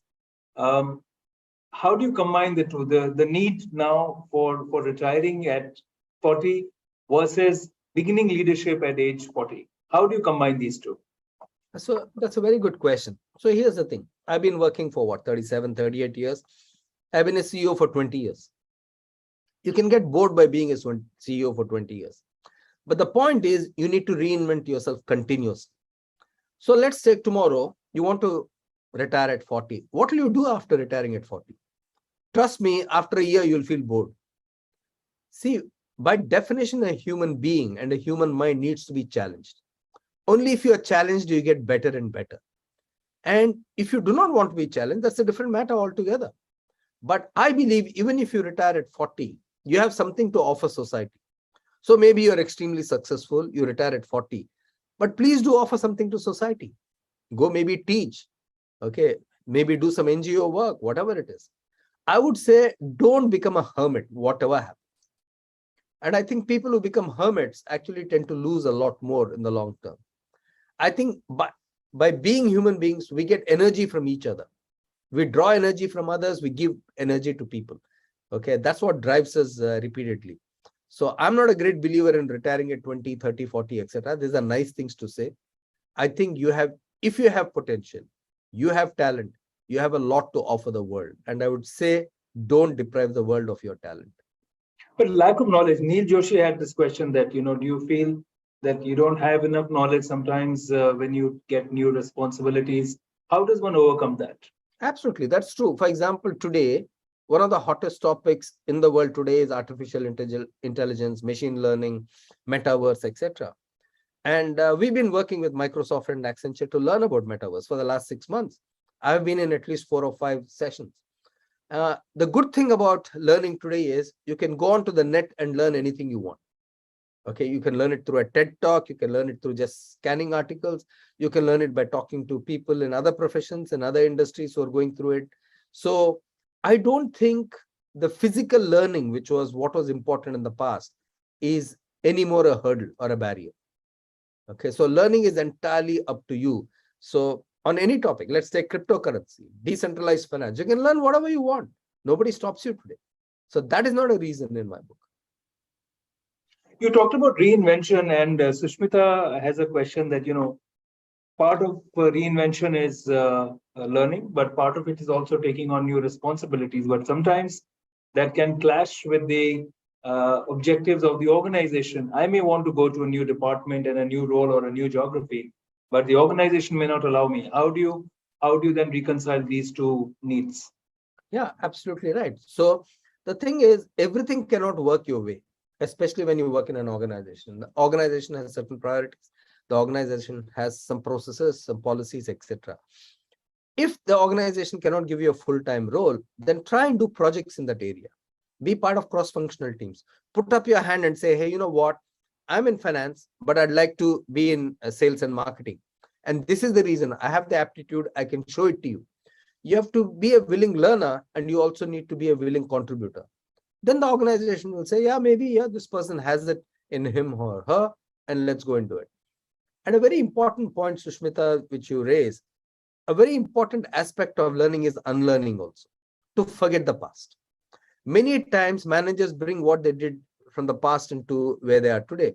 For example, take the FMCG industry. They still focus on distribution, which is important. They focus on brand, which is also important. They focus on negative working capital, also important. But they have not reinvented themselves to a digital world. All the FMCG people will tell you that, but they have not done it. That's why they are losing either share or whatever you call it. So you need to forget that those things worked in the past. There's a new version or variant of that which will work in the future. And you need to do that. Take journalists like Pranjal as an example. The old way of going to an office, filing a story, waiting for the editor to edit it, then put it next morning is old learning. You need to forget it today. Today, you need to see an event, capture it live, finish it, put it out there. If you do not put it out there in the next 1 hour, it has no relevance. So you need to unlearn many, many times. And that's something people are not good at in corporate life. Shiv, quite interesting that quite a strong bunch of questions are about entrepreneurship. Questions from Aniket, question from Samrat, question from a couple of others, Preet, about leaving what you are doing for chasing your dream, becoming an entrepreneur at an early stage. I think it's also fascinating to see that, the whole concept of becoming and starting your own company has so much attraction and respect in society, which it didn't used to have, perhaps when you were a young professional or I was a young professional. So what's the advice you give? Is there a thumb rule, or it's very easy to say I want to start my business because I want to follow my passion, but that passion needs to be rooted in practicalities, isn't it? Yeah, absolutely right. So you're right. India is the home to the second largest bunch of entrepreneurs in the world, startup community. America is one. And the number of startups have actually proliferated after the pandemic. One of the advantages of India is it has a large population and it has a very good digital infrastructure. I want to repeat that. It has a large population. It has outstanding digital infrastructure. For example, I just wrote about this some time ago. I call the digital infrastructure Trishul. The first is Aadhaar, which is identity. The second is UPI, which is payment. And the third, which is coming now, is ONDC, online direct to consumer. These three are not available anywhere else in the world. And any problem that you see in India today, you can either disaggregate something or you can aggregate something. Okay. The route between the producer of the product or the service and the consumer is the shortest today. So thanks to digital infrastructure and where we are, I think India presents an absolutely rich opportunity. If you look at the pyramid of the consumption in India, at the bottom end, Pranjal, is unbranded, unorganized. The next one is unorganized but branded. And a lot of the branding is trade brands, retail brands. Tailors are a very good example. Okay, apparel shops are a good example, etc. On top of that come the traditional brands. So I think this conversion from unorganized to organized will happen everywhere. This conversion of aggregating demand and satisfying that will happen, whether you're talking of health, whether you're talking of education, whether you're talking of retail, whatever you can think of. So I would say, have a good idea, a good product or a service, have a good team, okay, raise the right amount of capital.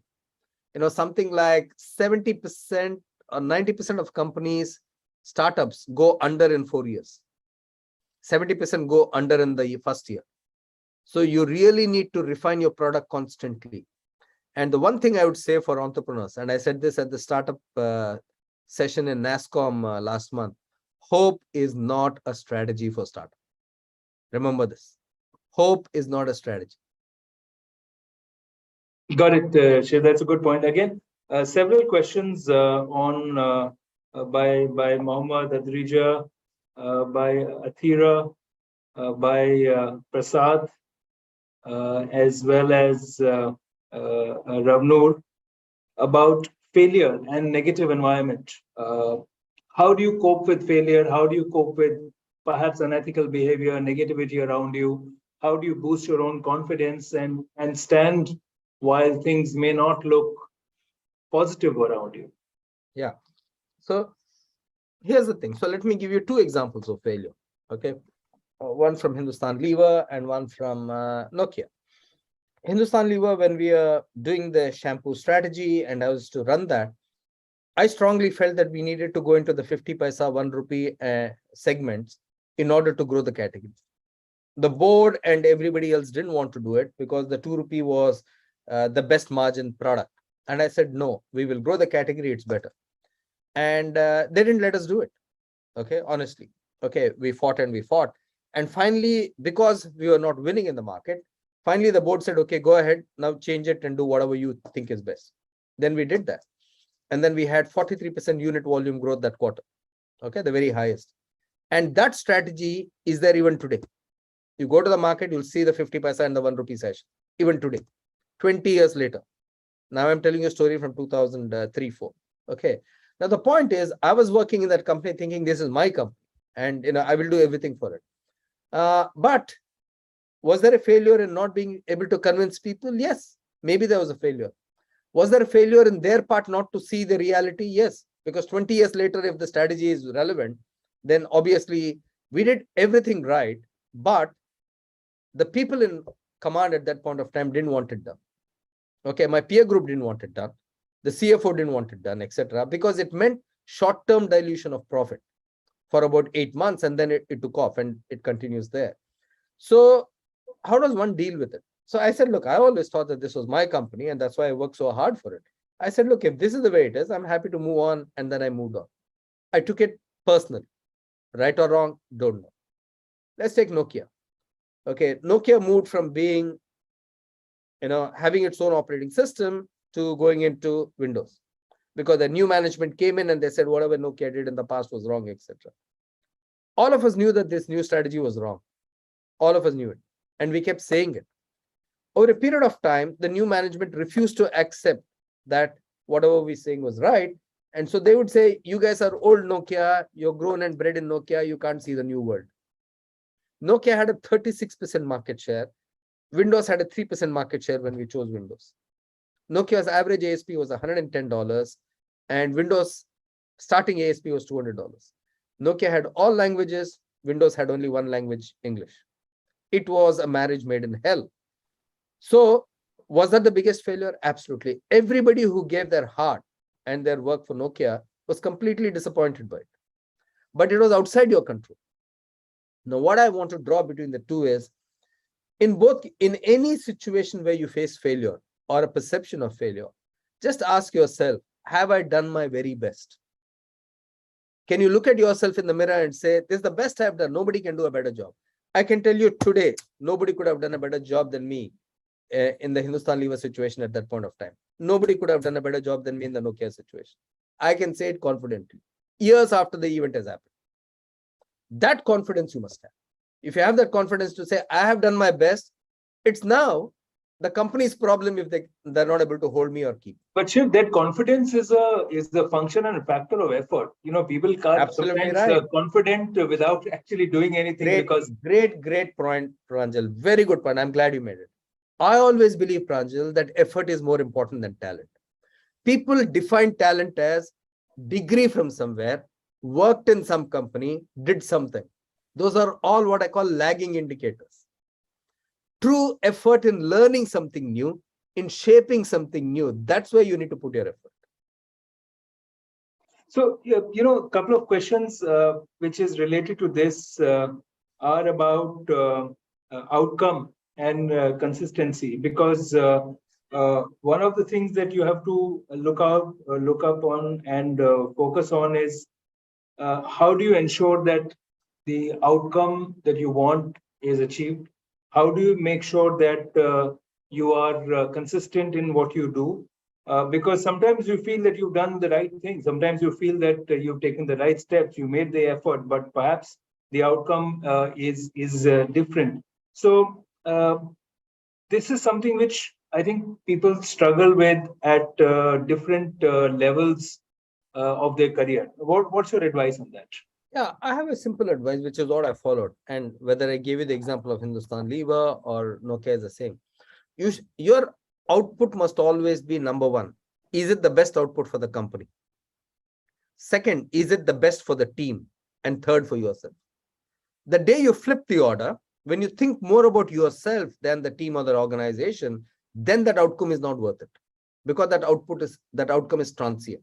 So always work for the good of the company first, the good of the team second, and you will always get the credit. You'll always get the benefit of the first two. Okay, so work in the best interest of the company is what I would say.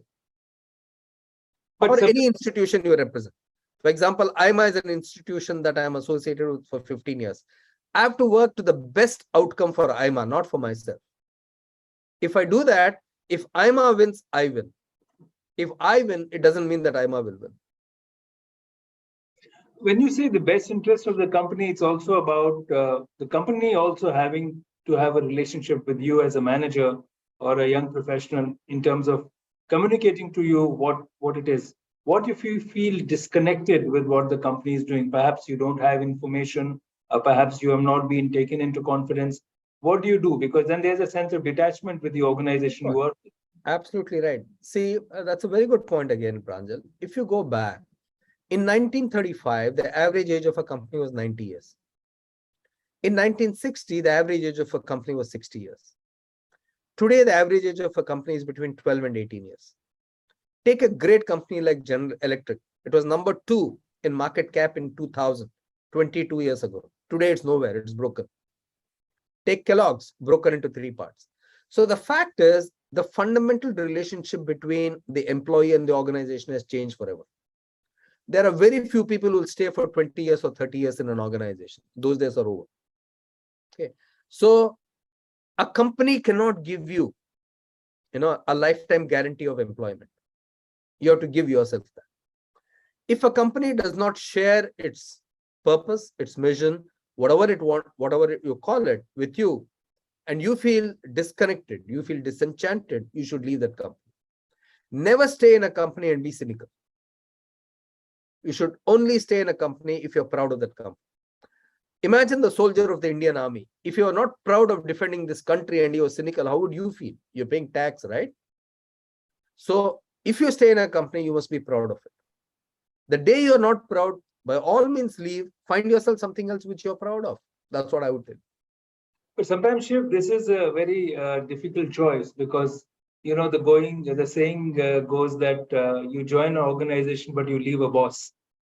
So the organization may be terrific, but in a large company like HUL or any global corporation or Indian MNC, it's really your supervisor who's the representative of the organization and management. So the company may be terrific, the goals may be terrific, but the immediate person you have to deal with is perhaps not the ideal representative of management. What then? Absolutely right. Well, that's a good question. And, good point. Here's what I would say. First, the good news is that the average tenure of bosses is shortening dramatically. The average tenure of a CEO today is 4 years in India, 4 years and 3 months or whatever it is. The average tenure of a chief marketing officer in America is 18 months or so. Especially in multinationals, you are changing your boss almost every 2 years. Okay, that's absolutely good. Second is, again, go back to what I said. As long as you work in the interest of the organization, people will always see that in you. There'll be other people who will see it in you and say, hey, you know what? Pranjal is very deeply committed to the company. Why is he leaving? What's happening? There will be some questions. Second, you need to use feedback in an effective way, both about the organization and your department. Having said that, never work for an insecure boss. Never. Because his insecurity, he'll take it out on you. And never work for somebody who's intellectually dishonest. I've had a few guys in my career like that. Absolute, sorry to use the word, they're really poor human beings. Okay. So you will have, I've had maybe 16, 17 bosses in my life or more. You'll have 2, 3 like that. But it's also it's a learning experience. Watching them tells you what not to do. Remember that. It's a great learning, trust me. Working for a bad boss is actually more of a learning than working for a good boss. So learn all the wrong things that your bad boss does. Very important. Next is, as long as you're investing in yourself, whether it's the boss or the company or whoever, you'll always have a role and a place at the table. Always. Okay. Remember, as long as you're good, it's the company's misfortune if they can't hold you. It's not your misfortune. In today's world, the opportunities are plenty. Don't worry about it. No, that's great to know, Shiv. But you talked about insecurity. It's very interesting. I want to club 2 points together. There is a question of insecurity. There's another question from Kiran about how to reprimand a team. For example, you could have a person, you may be in a position where you have to pull up your team for not having performed, and you may have to be a bit aggressive, but somebody could interpret that as that you're an insecure boss because you are blaming the failure on the team and not on yourself. Again, these are somewhat contradictory situations. Very good thing. We say this in the digital world, that content is king and context is kingdom. Remember this. Okay. Now, the important point is, whatever you're doing, as long as you're fair, you're authentic, and you're consistent, people will see that in you. They will definitely see it. For example, a person in my team was landing up late at work. Okay. For a period of time, she was going through whatever, etc. Okay, her relationship with the organization. Now, I had to make a public statement in a team meeting to say, hey, you know what? You're coming late to work. It's being noticed and it's driving negative comments about you. Maybe you want to think about this. Now, why did I do it in the front of the whole team? Because I wanted the team to know that I have noticed this. I wanted the team to know that I'm not willing to accept it. And equally, I didn't put that person down and saying, hey, don't come from tomorrow or whatever thing. But I said, for your own future and your own reputation, don't do this. Okay, so some people might have taken it as, hey, you know what? He's pulling up people publicly. But sometimes you need to do that in order to ensure that everybody gets a message. So context is very important in all the decisions a boss takes or all the feedback you give somebody. Sometimes you need to be absolutely challenging in your feedback in order for people to improve. Let me give you 2 examples.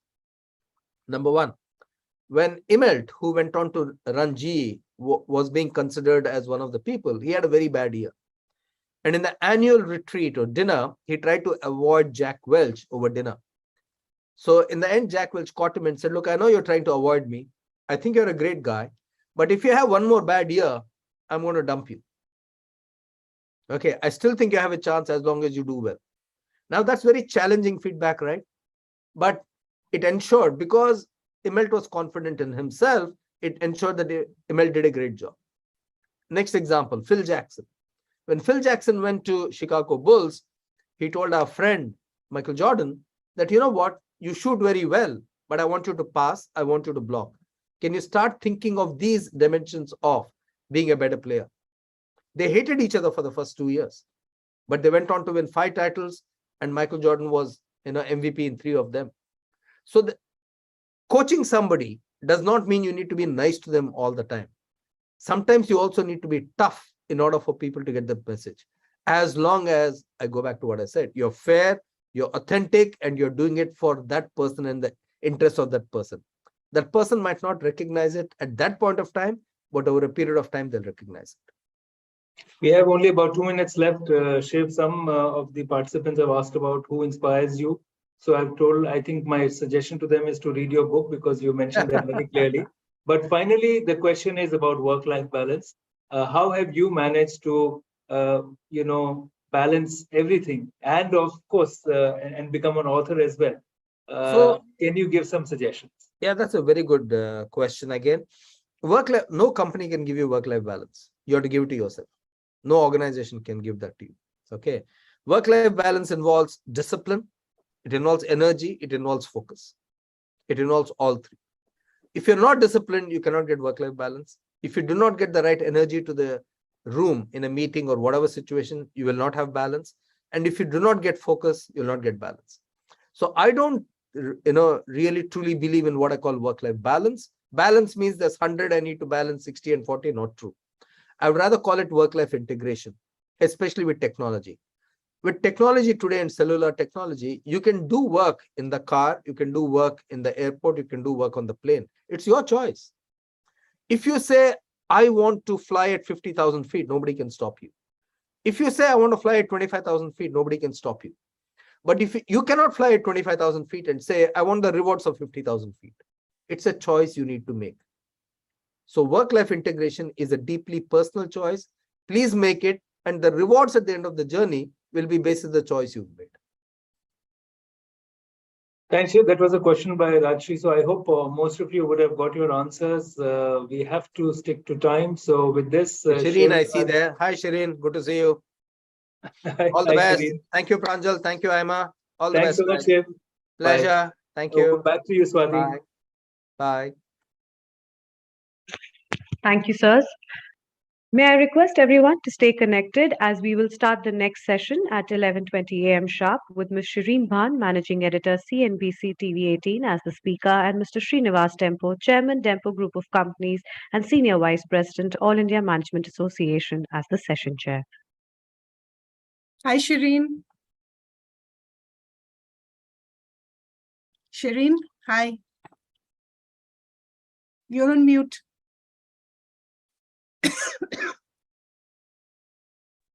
Hi, Rekha. Can you hear me now? Yes, can hear you. Thank you so much for doing this for us.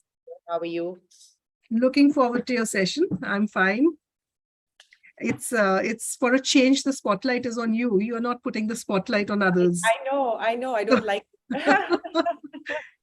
So it's a very good change, and we'd love to know more about you. So Srini must be joining very shortly. Let me just message him also. And the format is essentially largely Q&A, right? I mean, that's how you would want to do it. Yeah, largely Q&A, but it would be good if you talked about yourself, your journey, Sure. your achievements, failures, what did you learn from them, something which, the young people can take back as a career advice. Sure, will do.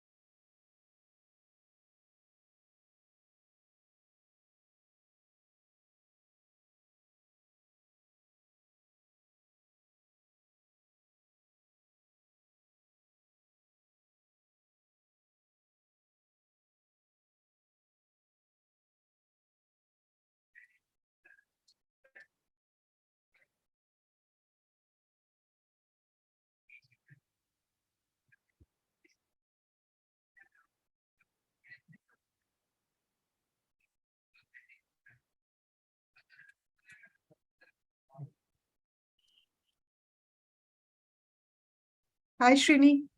Hi, how are you, Rekha? I'm good. Morning. Hi, Shereen, how are you?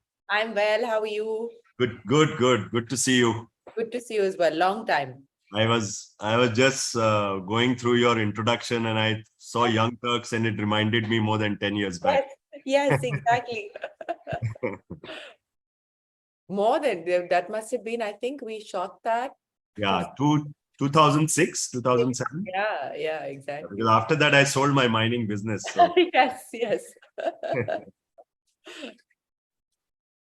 How are things at CNBC?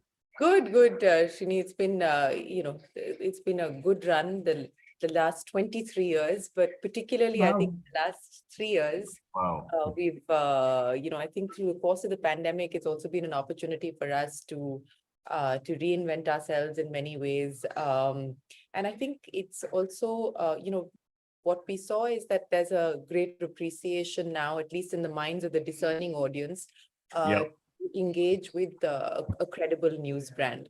So traditionally, if the audience coming to us was largely business executives, that kind of a thing, I think what we saw was a very sharp expansion. So a large part of the non-business audience switched to us because I think, what is available currently, at least as far as the news space is concerned, in the general news is just noise and opinion. That's true.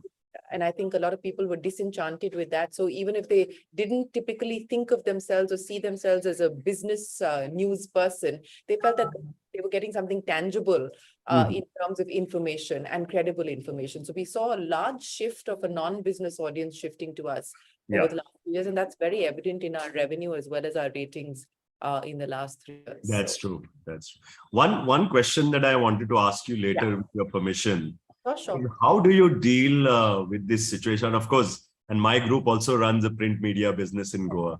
Yeah. So how do you deal with a situation where, there are conglomerates buying stakes in news channels? And, how do you deal, where do you draw the line between independence and, stakes being owned by, big conglomerates? So I just wanted your views, and if it's okay that, to ask a question like that. Absolutely. Sure. And I'm not saying this only for CNBC, it applies to everyone. I understand. Yeah. So we can start. Actually, we're already live. So we can start the session whenever you're ready. Sure. Swati, can we? Yes, ma'am. Ladies and gentlemen, we welcome you to the third session of the Shaping Young Minds program with Ms. Shereen Bhan, Managing Editor, CNBC-TV18 as the speaker, and Mr. Srinivas Dempo, Chairman, Dempo Group of Companies and Senior Vice President, All India Management Association as the session chair. During the sessions, we would request the participants to please post their questions by clicking onto the Q&A button on the platform. This shall help make the sessions more interactive and interesting. Before we begin with the session, I would like to take this opportunity to say a few words about Mr. Dempo. Mr. Srinivas V. Dempo is chairman of Goa-based Dempo Group of Companies, which has diversified interest in industries such as calcine, petroleum coke, shipbuilding, food processing, real estate, and newspaper publishing. He is also the senior vice president of AIMA. He has been chairman of the Western region of the Confederation of Indian Industry. In 2013, Mr. Dempo was named honorary vice consul of Italy in Goa. He was appointed chairman of Automobile Corporation of Goa Limited, a Tata Group company. Mr. Dempo has a long association with football, having patronized a premier football club. He was named among the 50 most influential people in Indian sports in the 2010 Sports Illustrated Power List as president and chairman of Dempo Sports Club. Mr. Dempo is on the Executive Council of Goa University, besides being associated with a number of non-governmental organizations performing human service to society. He continues his multi-generational engagement with Goan society, which covers institutions and programs of higher education, cultural enrichment, environmental conservation, sporting excellence, and affirmative action under the Dempo Charities Trust and Vasant Rao Dempo Education and Research Foundation. Mr. Dempo was honored in the year 2014 with the Asia Pacific Outstanding Entrepreneurship Award India in 2014 in recognition of his pursuit of responsible business practices by Asia-wide organization Enterprise Asia, dedicated to management development and ethical business. Mr. Dempo earned his bachelor's and master's degree from the University of Mumbai in 1990 and 1992 respectively. He later took a Master of Science degree in Industrial Administration and Finance from Carnegie Mellon University, Pittsburgh, Pennsylvania, USA in 1995, and in 2019 he was elected as a member on their board of trustees. In 2022, he received the Tepper Achievement Award in recognition of his influential roles as chairman and managing director of the Dempo Group and in professional associations and civic organizations in India. With these words, I hand over to Mr. Srinivas Dempo with a request to introduce the speaker, Ms. Shereen Bhan, and take the program forward. Thank you so much for that very kind introduction. And welcome, Shereen. It's been a pleasure to welcome you to this AIMA, the second National Shaping Young Minds program. I have known you, I think, for more than a decade. I deeply admire and respect you for being such an outstanding journalist, an outstanding host of very, very good television programs on CNBC. And you are an inspiration to many of the young minds. So I thank AIMA for getting you today to speak to us. Coincidentally, during the first National Shaping Young Minds program last year, I had an opportunity to moderate a session with Piyush Pandey, who I also hold in very high esteem. And in some way, I think, you know, both your professions are kind of interconnected, though not the same. So it's a sheer coincidence that I'm talking to you today, and what a pleasure it is to reconnect with you. I have, you know, it's a pleasure to have you in today's session, and thanks for agreeing to share your story and wisdom with these very young, aspiring business leaders who will be the future leaders of tomorrow. During the past decade, and I think probably it's 2 decades now, you have become synonymous with CNBC-TV18 channel. And as I said, you are one of the most charismatic news anchors and show hosts on Indian television. In media, actually, the messenger is the message. And in your case, both the audience and advertisers have really gravitated to your shows. Now, that is sheer power of talent, which we see in you. Shereen, you've come a long way since you started in journalism more than 2 decades back, as I said, and you've stayed always on top of the game, something that we want to learn from you as to how you've done it through sheer application and constant reinvention. I was just talking to Shereen just a while back before we went live, and she was telling us all the things that they had to reinvent, rediscover. And that's what I said, constant reinvention of yourself and in the field of journalism. You have developed expertise across a vast spectrum of news domains and issues, and you have persuaded, which is also an art in itself, some of the most powerful people in the world to appear on your shows. You have been anchoring CNBC's TV18's flagship show, Indian Business Hour, for more than a decade. And your long-running show, Young Turks, which I was fortunate to be talking to you more than a decade back, continues to draw large audiences even till today. You have interviewed many exclusive members of the business royalty, outstanding leaders such as Warren Buffett, Bill Gates, Satya Nadella, Richard Branson, Sheryl Sandberg, and Indra Nooyi. What a list this is, a power list which you've been fortunate enough to talk to and get insights from them. You've also interviewed leading ministers and bureaucrats over the years. You have won accolades for your outstanding work, including our very own AIMA Managing India outstanding contribution to media earlier this year, which you so richly deserved. The World Economic Forum named you as a young global business leader, a young global leader, and you have been felicitated multiple times by the media industry peers of yours. During your career, the world has changed so much. And like many other businesses, media and journalism also is constantly changing. You have been a journalist in an era of radical shifts in media ownership, business models, news orientation, and information distribution technologies. The seniors of media have moved mostly online, and the newcomers know only digital. For the new generation, conventional reporting, research, and analysis are replaced with content generation and SEO optimization. Your generation is still holding fort for what is now called the old media, albeit all media now has digital avatars too. You are heading a news organization in times of disruptive trends, and our young audience would benefit from your understanding of the change and your prediction of the future of media. Today, Shereen, we want to hear from you about your life, your inspirational story, your journey to become a top-notch media professional, your achievements, your highs and lows, your failures, if any, and the learnings from them, which all have ultimately led you to these soaring heights. Our young audience would like to know how they could emulate you and achieve similar success in whichever industry they choose, including maybe media. This is an interactive session, friends, and we will take as many questions from the audience as we can, time permitting. With these few words, it's my great pleasure to invite Shereen to talk about her life and journey, and then we will pose questions to her after her few brief comments. Thank you and welcome, Shereen.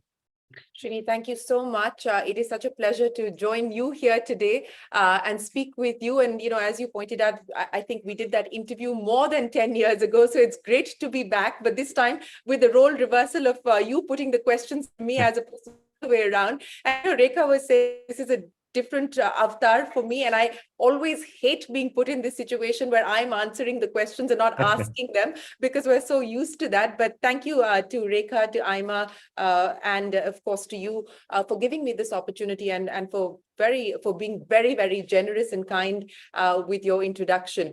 You know, since you said that you'd like to understand how I started, let me start from the very beginning, because I think that will also in many ways explain the things that I hold dear to me and the things that I believe have helped me get to the position that I am in today.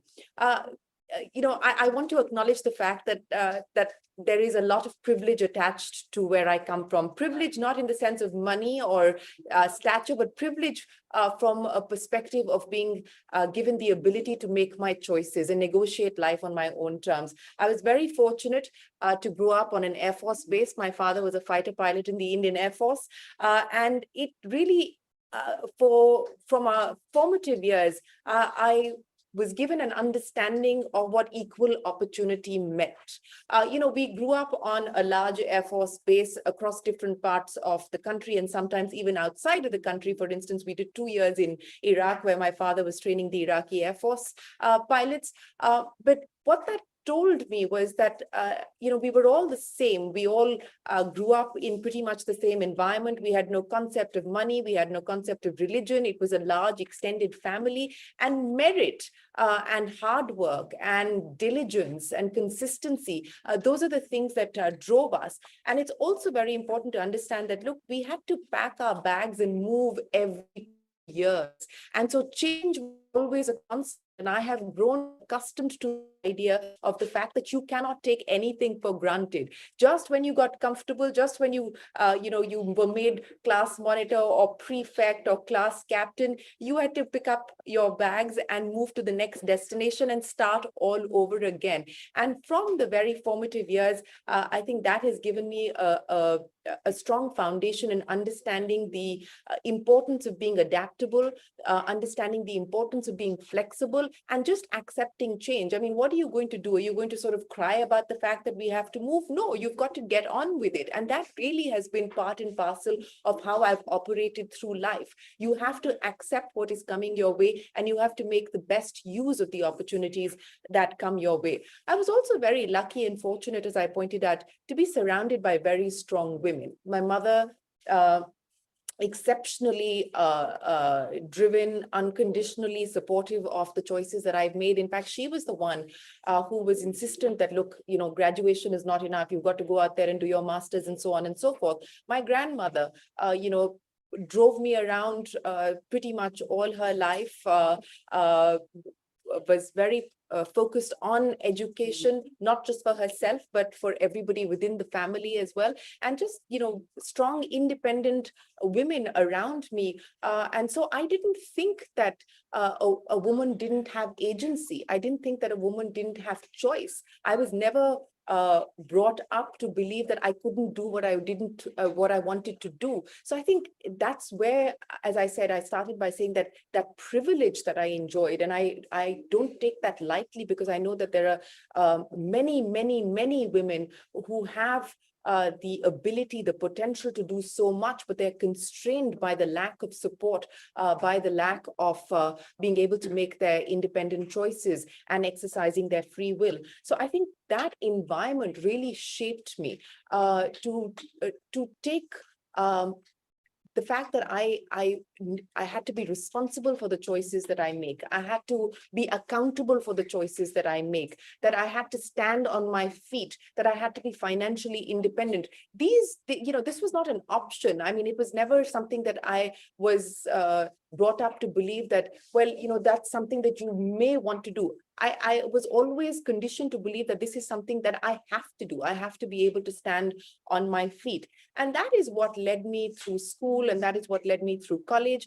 And, one of my principles in life, and I think everyone asks me, how come you've done 22 years here at CNBC? And I just believe that you have to love what you do, and you have to do what you love. And I think this is, Ray Bradbury, the author, who said that, and I truly, firmly believe that. I've been very fortunate to ensure that my purpose and my passion have converged. There is a happy marriage between the two. My purpose was really being a communicator, and I wanted to do documentary filmmaking, and which is why I got into a master's program to do film and television.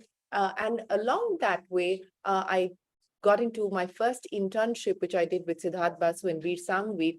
And that is where my love for broadcast journalism started, because they gave me a show to work on, which Veer Sangvi was anchoring at that point in time. It was a current affairs program. It was the first current affairs program that I had an opportunity to work on. And I realized then that, I love the news, that I have a passion and a sense and a smell for the news. And that's what they told me. They said, you have a knack for this, and maybe you should consider taking this forward. And so I gave up on the dreams of being a documentary filmmaker and took to broadcast journalism, and I haven't looked back since. So as I said, I think it's very, very important that you find your purpose, your passion, and you try and bring the two together, and you get that convergence. The other thing that I hold very important, and I studied philosophy as well. So Seneca, the philosopher, said that luck is what happens when preparation meets opportunity, and that is something that I truly believe in. I'll give you an example of when I started work at CNBC, and I came for an interview here. And I was asked if I wanted to work on a news channel that would be doing the news for the Indian diaspora. And I said, yeah, I was working on Hard Talk India with Karan Thapar for the BBC. And I said, yes, I enjoy politics, I enjoy the news, and this would be something that I could consider doing. And they said, but it's still 6 or 7 months away, so we'll give you a call back when we're closer to starting. And I said, fine. And I literally left the office, and I was heading back to my office with Karan. when I got a call from the HR again saying, can you come back? I said, but I literally just left your office. And they said, well, Raghav Behel, who was the founder of Network 18 and CNBC, he would like to meet you. And I said, okay, so can you come back tomorrow morning? And I said, fine. And I came back the next day and I met Raghav and he looked at me and he said, have you considered anchoring? And I was like, no, I'm a producer. I haven't even thought about anchoring, and let alone anchoring business news, because CNBC was the only thing at that point in time in the Network 18 space. And he said, I think that you could perhaps do it. And he said, I'm going to give you a couple of hours and then put you in the studio and we're going to do this audition for you. And they gave me this topic of, economic reforms and, debating that. And they put 3 people in the studio with me who were, of course, internal colleagues. And they, and that was it. And that was my first opportunity of going on camera and doing this mock debate. And I guess I took that seriously and I passed the test, so to speak, and he hired me on the day. So it was the very first time that I met him that he said, I think you should join us tomorrow and we can get started. And through the course of this journey, I firmly believe that you have to take what you do seriously. And for me, the route to excellence is daily improvement. And that is what I keep telling my team as well.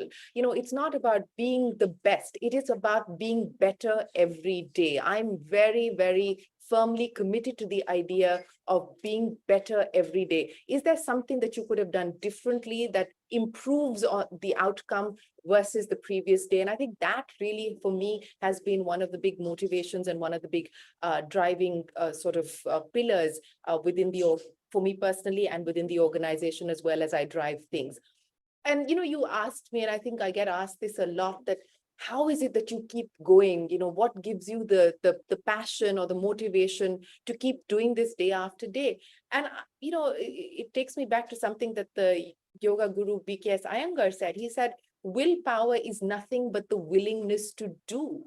And that really is what this is about. I still have the willingness to want to do this job. And I think if I am doing this job, I should be able to do it to the best of my ability, to the best of my potential. And hence, that to me is non-negotiable. So as long as I'm here, as long as I'm in this position, as long as I'm in this chair, I need to bring the best version of myself. And I think the day that I feel like I cannot do that any longer is the day that I will have to opt out to consider doing something else. And I think that is what each one of us have to sort of, understand and decide for ourselves. Over the years, my role has changed, and significantly in the last 15 years, it has changed as I've led this brilliant organization. I work with some of the most brilliant people across media in India, not just business media, but across the media space in India. And I think, for me, my leadership style, and I think, if I'm speaking with young executives who are at some point in time going to take on leadership roles, I think Simon Sinek said it really well. The role of the leader is not to come up with all the great ideas. The role of the leader is to create an environment in which great ideas can happen. And, when people ask me, what is my trip today? This is my trip. I want to create and facilitate an environment where people feel empowered, where people feel that there is a sense of purpose, that people feel that there is a joint ownership, people feel that they are equal custodians of this brand.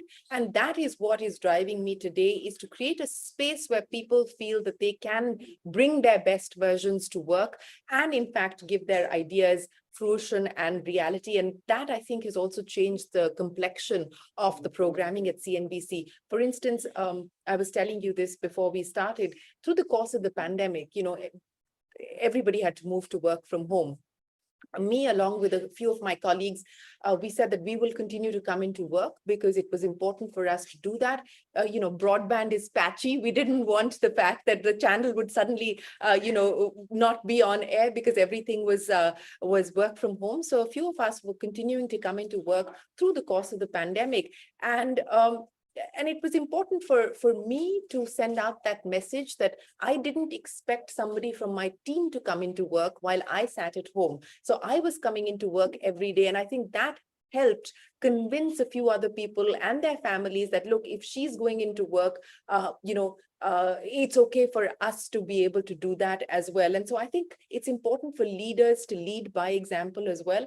And what we also then did through the course of the pandemic was to look at ways to re-establish our purpose, to reinvigorate our purpose. And there was a general feeling of everyone was feeling low, everyone was feeling purposeless, everyone was anxious. There was a deep anxiety about what was going to happen. And I said, we have to change this energy. We have to change this mood. And so we created something called the CNBC-TV18 Clutter Breakers. And it was unheard of to actually launch a whole new brand of programming through the course of the pandemic, where things were anyway hard to just keep daily operations up and running. But I have to say, it energized the organization. It brought everyone together. It changed the energy and the mood within the organization. People felt that there was something to look forward to. There was something to do. There was something to achieve. So the anxiety and the pressure that people had felt on account of the pandemic, there was some distraction because you had this purpose that you were, focused on and trying to achieve. So I think that helped us not just change the energy within the newsroom and within the organization, but also connect with a whole new audience. As I pointed out, I mean, CNBC is a business news channel, but I've tried to expand the way that people look at business programming. And that's been a journey that we've been on for the last 10, 15 years now. Any transaction in life, education, healthcare, wherever you require the audience, the common citizen of this country to make an active decision. We want to be part of those active decisions. We want to be part of those active conversations, and we want to ensure that we can provide the actionable, credible information for people to make better choices. So it's not just about making better choices when it comes to your stock market portfolio, but can we help you make better career choices? Can we help you make choices that improve the outcomes as far as your education is concerned, lifestyle choices, health choices. So we've decided that business for us is not just about stock markets. Business for us is being able to provide credible, actionable information that people can use to improve their quality of life and improve the decision-making process across a whole bunch of sectors. So that, for me, has been personally the big change that I think I drove at CNBC when I took over as managing editor. And I think, people often say that, organizations have to find ways of keeping their employees relevant. I also think that employees have to bring something back on the table. You have to come up with ideas on how you stay relevant within the organization and how you can ensure that the organization stays relevant as well. One of the other things that you spoke of, Srini, and you said that, the focus is on the messenger. But, I've tried to stay very far away from that. For me, I'm very clear about the fact that we are basically the instrument of storytelling. We are the bridge, we are the conduit, we are not the story. The emphasis, the focus has never been on us as individuals, has never been on us as news personalities. Yes, you're on TV, people recognize you, so that is part of the process. There is some amount of that recognition that comes with it. But we've been very clear, and I've been very, very clear that I am not the story. I'm just the medium to carry the story forward. And I think that keeps me grounded. I think that has helped me hone my ability to listen. And I think that's very important. And I believe that that is something that we're fast losing, not just in the media space, but in general. We're losing the ability to listen to different opinions, to actually listen to someone without the prejudice and the assumptions that we make about them. And that to me is very, very important. So, people ask me, how do you prepare for an interview? And I'm very clear. I go in with tons of research, and I still do all of my research myself. And I'm very clear about doing that. I don't think there's any shortcut to success, and I don't believe that you can do anything without adequate preparation. And so I make the effort of doing that. But do I go in there saying, this is what I want from that interview, or this is my list of 20 questions and I must tick each one of them? No, because then you're not listening. And it is when you listen and you take that conversation forward organically, that's when the element of surprise happens. That's when the magic happens. And I think that to me is very important. So don't lose the ability to listen, whether it's in the workplace, it's in your relationships, it's at home. I think that is very, very important. And don't get anxious about the future. I think we spend far too much time agonizing about what will happen tomorrow and what will, happen 5 years from now. I think if you invest that energy and you invest your time and effort on the present, on thinking about how do I ensure that today is a better day? How do I ensure that today I can perform better or, do better for my friends and family or at work or whatever? I think that to me is important. Don't get obsessed with the future, but focus much more on the present and be present, for people around you. I think that to me is critical as well.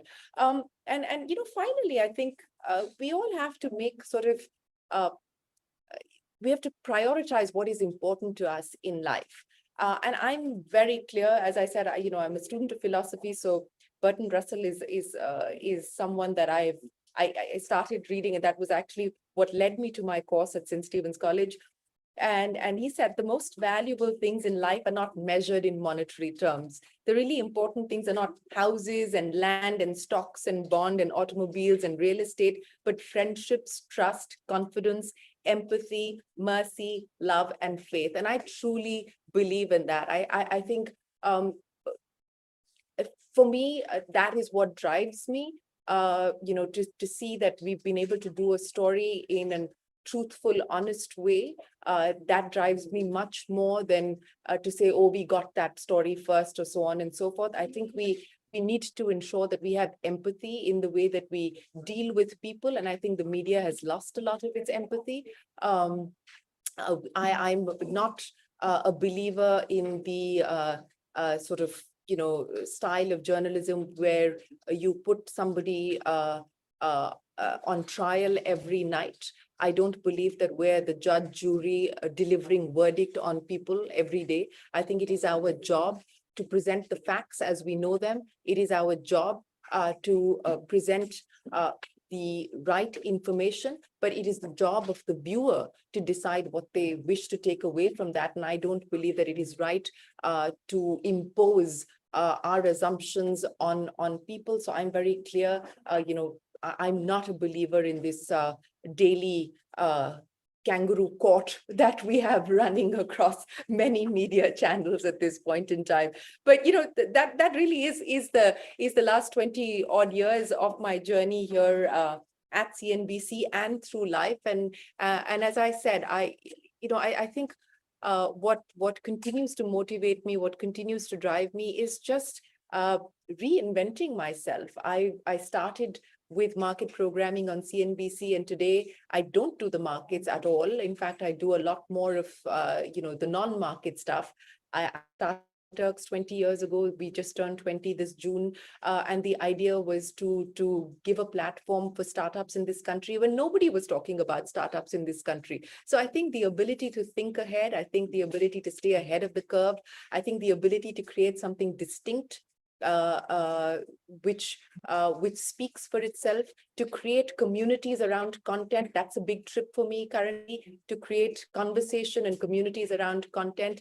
I think those are the things that drive me. Those are the things that motivate me today. And I hope that on the back of what you've heard this morning, that there is something of value and significance that you can take away. Thank you, Shereen, for that brilliant address. I mean, it's been full of learning, and I'll try and recap before we move to the question part. You started with, talking about a very supportive environment, through your Air Force base, and then having very impactful environment in terms of a strong woman, that the independence of women. What I liked is you own your decisions, you owned your choices, and you said, love what you do and do what you love. I think that's very, very impactful, particularly for these young minds. Finding purpose and then doing it with a passion is something that you have demonstrated, and that's why you've been with CNBC for last more than 2 decades and now leading it. luck happens when preparation meets opportunity. Another great learning, that saying that don't wait for the luck, prepare yourself, and then luck probably will automatically connect with you. Willingness to do and then do it to the best of your potential and ability is another learning. And create, I think you talked a lot about leadership, and you gave COVID as an example. You said, walk the talk. You talked about, creating an environment where people feel very comfortable to voice their opinions. I think these are very, very important things as you experience life and as you move ahead. With your permission, we'll start the question and answer session. Sure. My first question to you is, and I'm tempted to ask this. Very early in your life, you decided a profession which was not then, it was more an exception than a rule. Probably, you being an engineer, and you were very, academically, you're very bright. You entered St. Stephen's. So you could have been a doctor, you could have been an engineer. Why media? And I know that, you had owned your choices and you had owned your decisions, but just say that why media in your early part of life? So, I wanted to be a doctor. A large part of, or many members of my family are doctors. And so that is the reason why I decided to take up science in post my class 10th examination. And so, when you get that board examination break after your 10th standard boards, I decided that, okay, if medicine is what I want to do, then let me try and, see what that life is like. And so my father's sister is a doctor and she had her own nursing home here in Delhi. And so I spent that break period after the board examinations and before class 11, going there to her nursing home every day and actually spending time understanding whether this was the life that I wanted. And, so my first trip into the OT, and I walked into the operation theater and I passed out because of the smell and the blood. And then I very quickly came to the conclusion that this was not for me. And this is just not something that I was cut out for. I didn't have the ability, the capacity, or the stomach to actually deal with that. And so I continued with science, but I realized that medicine was not going to be something that I can take forward, or at least it was not something that, that I felt like I could connect with after having experienced that. And that's really why I believe that internships are crucial. Get your hands dirty, try and work in as many different places as you can, even if it's for a few days, even if it's just to go and sort of shadow somebody's, but it gives you a completely different worldview. You have assumptions when you're doing a particular course or you're going in for a master's program, etc. You have assumptions of what that life would be like, but till you actually get your hands dirty, you have absolutely no idea what the reality is like. So I encourage people to try and sort of do as many internships or any opportunity to actually see what the life that you imagine you want to live is like. But then, I was always through school and college a person who was a very sort of active in the extracurricular space. I was on the editorial board of the school magazine. I was part of the theater group. I was part of the dance, society. So it was always a very active extracurricular sort of energy around me. And so once I gave up on the idea of medicine, I knew that I wanted to be in some sort of a communications job. And that's where, as I said, I thought that I wanted to get into documentary filmmaking, and that's what led me to Pune to my master's program. But it was while doing my internship, this happened by accident, that I realized that, look, news is an option and news is an opportunity. And I fell in love with it. And it really was love at first sight, I have to say. And, it's a romance that has continued ever since. Great. Many of the young people who enter any profession, for example, I entered, my business management days, and then I went into earlier career. I joined somewhere else before I joined my family business. I always had a few role models in mind. For me personally, when I entered the world of business, I had two role models. One is Mr. Ratan Tata and one is Mr. Anand Mahindra. Did you have any early role models in media when you just entered the media sector? Well, I think if my memories of the news media in India, really, Prannoy Roy. I mean, you grew up watching, and that was the, the first sort of non-Doordarshan broadcast personality. And so, yes, of course, I think, to a large extent, somebody like Pranoy, Oprah Winfrey, when cable started in India, you got the opportunity to actually be able to watch some of these shows, and I would religiously watch, what Oprah did. And I truly sort of take a lot from that style, the ability to be able to engage with people, to connect with people, and the way she did that, organically with the audience that she was speaking to. I think that did have an impact in, and of course, then, Karan was somebody that I started my career with. And he taught me the art of research. He taught me the art of preparation. And so, those were some of the early role models. And then, of course, when I joined CNBC, Raghav Behel, Senthil, I mean, these were all mentors who, I had the opportunity to work with and learn from. So there's been many along the way, but those were the initial memories of the media and what the media looked like at that point in time when I started. Thank you. Thank you for sharing that with us. I'm actually tempted to ask you many, many questions on my own, but it won't be fair because many of the young minds have asked you questions, and I'm going to take one by one, time permitting. Dr. Trishna Shah asks, my question to you is, which failure you consider as turning point of your life, if any?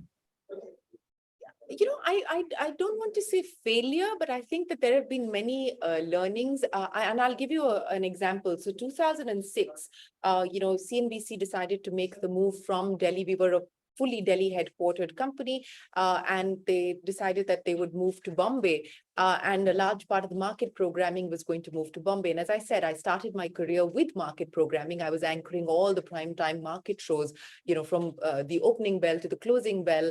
When that choice was put to me, and I was like, I don't think I want to move to Bombay. So I remember Raghav having this conversation with me, and he said, look, that's fine, but then you're going to lose out on all of this market programming because, we are going to move markets to Bombay. And at that point in time, I felt like there was this, that moment where I felt I'm going to lose my relevance. I'm going to lose the opportunities because, as I said, at that point, CNBC was a very stock market focused organization. And I said, maybe this could be the end of my career. But then I stepped back and I said, can I do something different to make myself relevant to the organization? And so I put together this plan, which I gave to Raghav, where we launched political programming and policy programming on CNBC. I brought, we had the opportunity to bring Karan Thapar and a bunch of other people, and we launched a whole new political programming lineup on CNBC. And so I started to get more involved with taking some of those decisions and taking those IPs and properties forward. So I think, you have to, when you are faced with these choices, you could, I think the natural choice is to act out of fear. If I'd acted out of fear, I probably would have moved to Bombay and would have said, okay, this, I don't want to lose out and I don't want to be irrelevant. But I chose at that point in time to say, can I reinvent myself? And that has really been, I think, one of the things I've tried to do. Every quarter, I try and do a new program. Every quarter, I try and create something new. So it's also, for me, it's about staying relevant in my own mind. It's about staying relevant in my own, head. So I think those are some of the learnings. So it's not a failure necessarily that I would say has taught me, but it's really the need to be adaptable, flexible, and stay relevant that keeps driving me and motivating me to look at ways to do things differently. Thank you. I'll take the next one, which is from Suchismita Bhera. Probably I'll frame it in a different way. She asked, what is your best experience in your field? I think probably what would be better to ask is, what is the best thing that you like in your job? I think that's great because, when I started and I was 22, and who would have ever thought at that point in time that I would have had the opportunity to ever meet Bill Gates, let alone sit down and have a conversation with him? Who would have ever thought that I would have had the opportunity to speak to a finance minister or a prime minister, or have spend the day with Warren Buffett or, Richard Branson or Indra Nooyi. These were, it's a job that gives you the ability to live every day differently. It's a job that gives you the ability to meet people that you would never have otherwise the opportunity to meet. It's a job that gives you the opportunity to learn something every day. I mean, today I'm speaking to you. In the afternoon, I'm going to be talking to somebody about telecom. In the evening, I'm going to be talking to somebody about pharma. It gives you such a robust view of the world if you are interested in learning. If you're interested in learning, and I prefer to see myself as a sponge. I like to soak up as much as I possibly can from the people that I meet or from the environment around me. And I think it just leaves you so much richer for those experiences, so much richer for the information that you accumulate. I mean, very often I keep telling people and they're like, oh, but how can you do markets and policy and politics and startups and whatever? And I'm like, I feel like my mind has now become like a filing cabinet because, you soak in information and then you store it away. And I don't even know how it happens, but that's what they say about muscle memory. When you need something, it suddenly pops up. And so I think just the ability to learn, the ability to engage with people from different walks of life, different nationalities, different fields, different spaces. I think that is just the magic of this business. And it's like no day is the same. Yesterday, I was doing something completely different. Today, I'm doing something completely different. So you come to work, and it's not the same work that you're doing or the same thing that you're doing. So I think that newness stays alive, the freshness stays alive, and that's the beauty of this. Shereen, since you mentioned about Bill Gates, I am very tempted to ask you, who has impacted you the most amongst all these galaxy of leaders that you've interviewed? And, in my opening comments, I gave a number of leaders, and then, you have much more than that. So who has created the most impact in your mind? I think there have been different ways in which, some of them have impacted me and some more than others. I mean, for instance, I would say that I personally consider Mr. Murthy a mentor. I've had the opportunity and the privilege of speaking to him since 2002. And from him, I have really learned the most, to my mind, the most important lesson in life, and that is humility. And not to take yourself seriously and not to believe in your myth, and to treat people with respect and dignity and compassion. And those are things that, are far greater importance to me in my life than, as I said, money or, so on and so forth. And so I think from him, I have learned life lessons. I think from Sheryl Sandberg and Indra Nooyi, some of the other women I've had the opportunity to engage with, I've learned that that as women, we hold ourselves back. As women, we're constantly doubting ourselves. As women, we constantly carry the baggage of guilt for something or the other. And it's just, it's fascinating to me often about this, that these are all independent, really successful women at the top of their careers, but yet they carry that baggage of guilt. They carry the self-doubt. And I feel that as well. So I think just, but it's also about recognizing these patterns and recognizing the tools to be able to overcome some of this. So I think, those conversations have helped me shape some of my my reactions, my worldview, my approach as well. And I think from, people like Warren Buffett or Bill Gates, or I think just you've got to believe in something. You've got to be passionate about something, and you've got to be in love with that. You've got. I think, like in everything in life, you have to nurture that love. You can't sort of give up on it. You've got to constantly feed it. You've got to nourish it. You've got to nurture it. And I think that is something that I've taken away from all of these individuals, that what you love and what you're passionate about, it's not static. you have to feed it with energy. You have to feed it with resources. And so that for me has been the big learning from each one of them. Just the consistency of giving yourself, of being there, being present every day and taking that love forward. Thank you. Thanks, Shereen. Since we just have a couple of minutes more, Harshita Garg asks, what's your take on media houses who support false news or misinformed news just for TRPs? And I think in some way you've covered this, but in your opening address, and media was always used to be a messenger for people. Now it's turning into decision maker. I think you've covered a part of this, but if you could just react to this. Well, as I said, that I think that there is a crisis in the newsroom. And I think it's something that we need to acknowledge and we need to be mindful of. And I think that this is the time for editors, it is the time for owners, and it is the time for viewers as well. You've got to make your voices heard. If you believe that information is a problem, then you need to ensure that you work with the remote. You don't watch those channels, you don't forward that WhatsApp. And I think the responsibility is also equally with the viewer. I mean, every day, I'm serious about this. The amount of misinformation and the amount of time we spend on just dealing with misinformation, take a couple of minutes to verify before you share something. Take a couple of minutes to verify the source before you send it out to your WhatsApp group. So I think there is the responsibility with the viewer as well.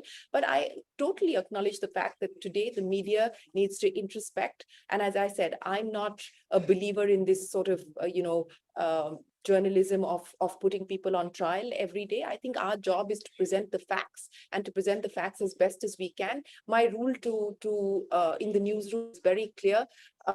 I'm not in the race to get it first. I'm in the race to get it right. That drives us and that has driven us. And that I think is evident in the fact that we continue to be leaders even after 23 years and, significant amount of competition. So I think, we're not a believer in the battle for TRPs. We're a believer in the battle for our consumers' mind space. We want to be relevant in the mind of the consumer that is consuming us, whether on TV or on the mobile, on social, on Instagram, on Twitter. How do you ensure that relevance is something that keeps me up at night? How do I ensure that an 18-year-old thinks that CNBC is cool is what keeps me up at night as a leader? So I think those are things that we need to focus on as leaders within the media space. And as viewers, I think we have a responsibility. Please verify, don't just share, and watch credible, trust. There is a reason why brands have been around for 100 years, 20 years, 50 years. And I think that tells you the story of that newsroom. And so I think that, you need to make better choices in terms of getting your information from credible sources as well. This has been outstanding, Shereen, and a lot of learning for me also personally. Just before we close, one final message from you for the young minds. Well, my final message would be that, people have been sort of talking about this, the Gen Z is like this and Gen M is like this. And I think every generation will say that about the previous generation or about the next generation. Our parents would have said it about us, and, their parents would have said it about them. All I will say is that you have so much more choice today than even I had, but please exercise those choices with responsibility. And please remember that, at some points in your life, you're a receiver. And at some points in life, you need to be a giver. Please receive and give with gratitude. Please receive and give with responsibility. I think that is important. The one thing that bothers me today is a very transactional approach to work and to life. And I think that there is so much more to both work and life. It's not a negotiation. It's not a statement of accounts. You've got to, as I said, you've got to nourish, nurture, give back, give in, and don't always think that it's the job of the organization to keep you relevant or to find your purpose. I think it's also the job of each one of us individuals to think of how we can stay relevant, of how we can be better, how we can reinvent ourselves. So whatever you do it, give it your all. Don't bring half yourself to work and don't bring half yourself to life. Try as much as possible to bring 100% of yourself to whatever it is that you do. I hope and pray that you will find your passion and your purpose and be able to converge the two. But, go out there, have fun. And as I said, live in the present. Don't worry too much about the future. Thank you once again, and very, very grateful to you, Shereen, for doing this for us at AIMA. Just for your information, we had more than 10,000 viewers. We had 8,000 on Zoom. We had 600 plus on LinkedIn, more than 100 on Twitter, almost 200 on Facebook, and 1,500 on YouTube. So Well, that shows the power of talent, as I said in the beginning. I hope that there was something of value that people take away from this. And if not, then I'm very, very sorry for having wasted 45 minutes of your time. It's really been brilliant. And now I hand over to Rekha for concluding the session. Thank you, Shereen. Thank you, Srini. I think it was, as Srini said, an outstanding session. A lot of learnings, not just for the young ones, but for us also. And I rather like seeing you being in the spotlight and on the spot. So we should do this more often and have you back again to speak to our young people, maybe sometime later. But thanks a lot for doing it for us. And thank you, Srini, for, as usual, moderating it so well. Many thanks. Thank you, Srini. Thank you, Rekha. Thank you. Thanks, Shereen. Thanks. Bye. Thank you. Bye. Thank you, ma'am, and thank you, sir. Thank you. I request everyone to kindly stay connected as we start the next session at 12:15 p.m. sharp with Mr. Sanjiv Mehta, CEO and Managing Director, Hindustan Unilever Limited as the speaker, and Mr. Nikhil Sawhney, Vice Chairman and Managing Director, Triveni Turbine Limited, Director, Triveni Engineering and Industries Limited, and Vice President, All India Management Association as the session chair.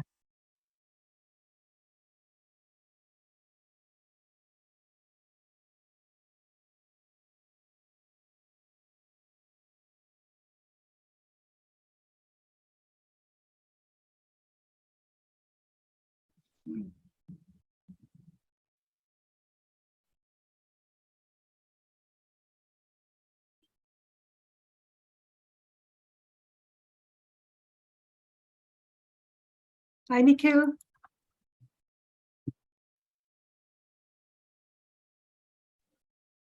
Hi, Nikhil. Hi, Rekha. We've had 3 brilliant sessions since morning. Wonderful. Looking forward to the last one. Sanjiv, Yeah, it's always great, and with you moderating it, sure it's no, good. and he's such a good speaker, and he's a great supporter of AIMA. So I think that everyone will really benefit from his wisdom. Yeah. We are live right now, and so there's Sanjiv.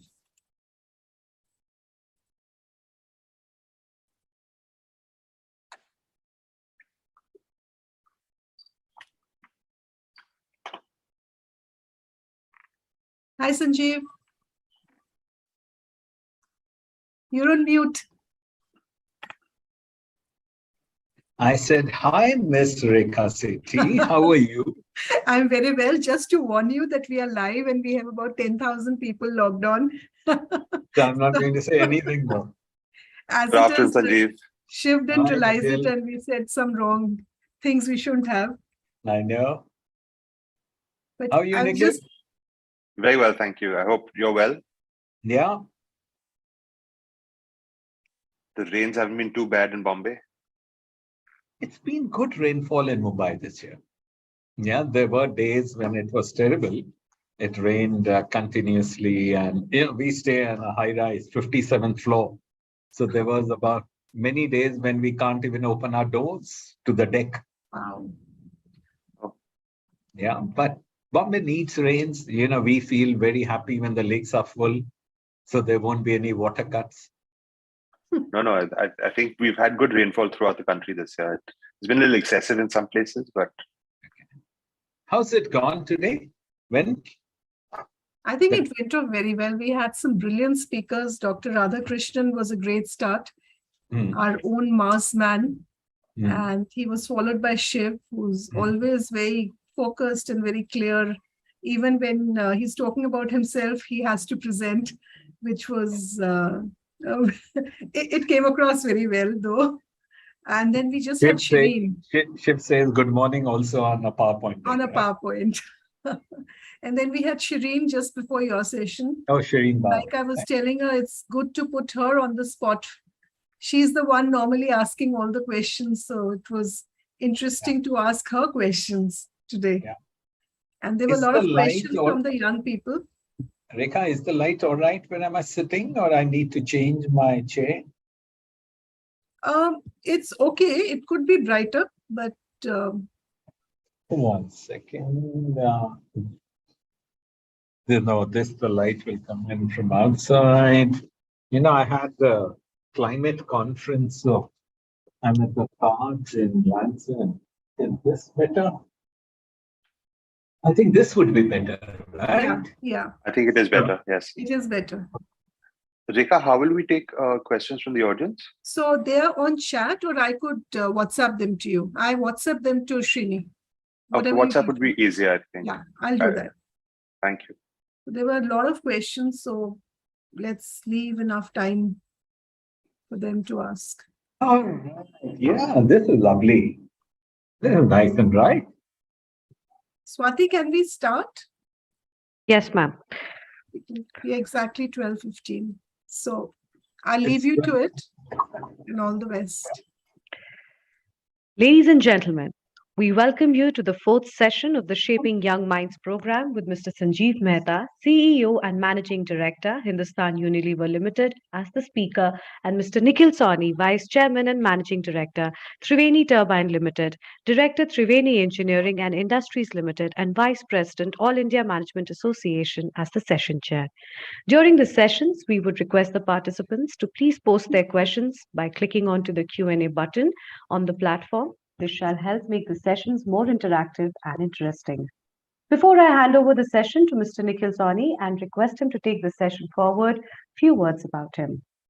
Mr. Nikhil Sawhney is the Vice Chairman and Managing Director of Triveni Turbine and a Director with Triveni Engineering and also the Vice President of AIMA.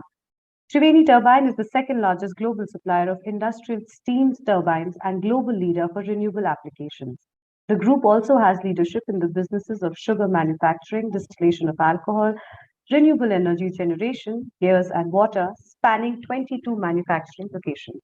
Mr. Nikhil Sawhney is a member of the Board of Governors of IIM Calcutta and has helped found the CII Triveni Water Institute.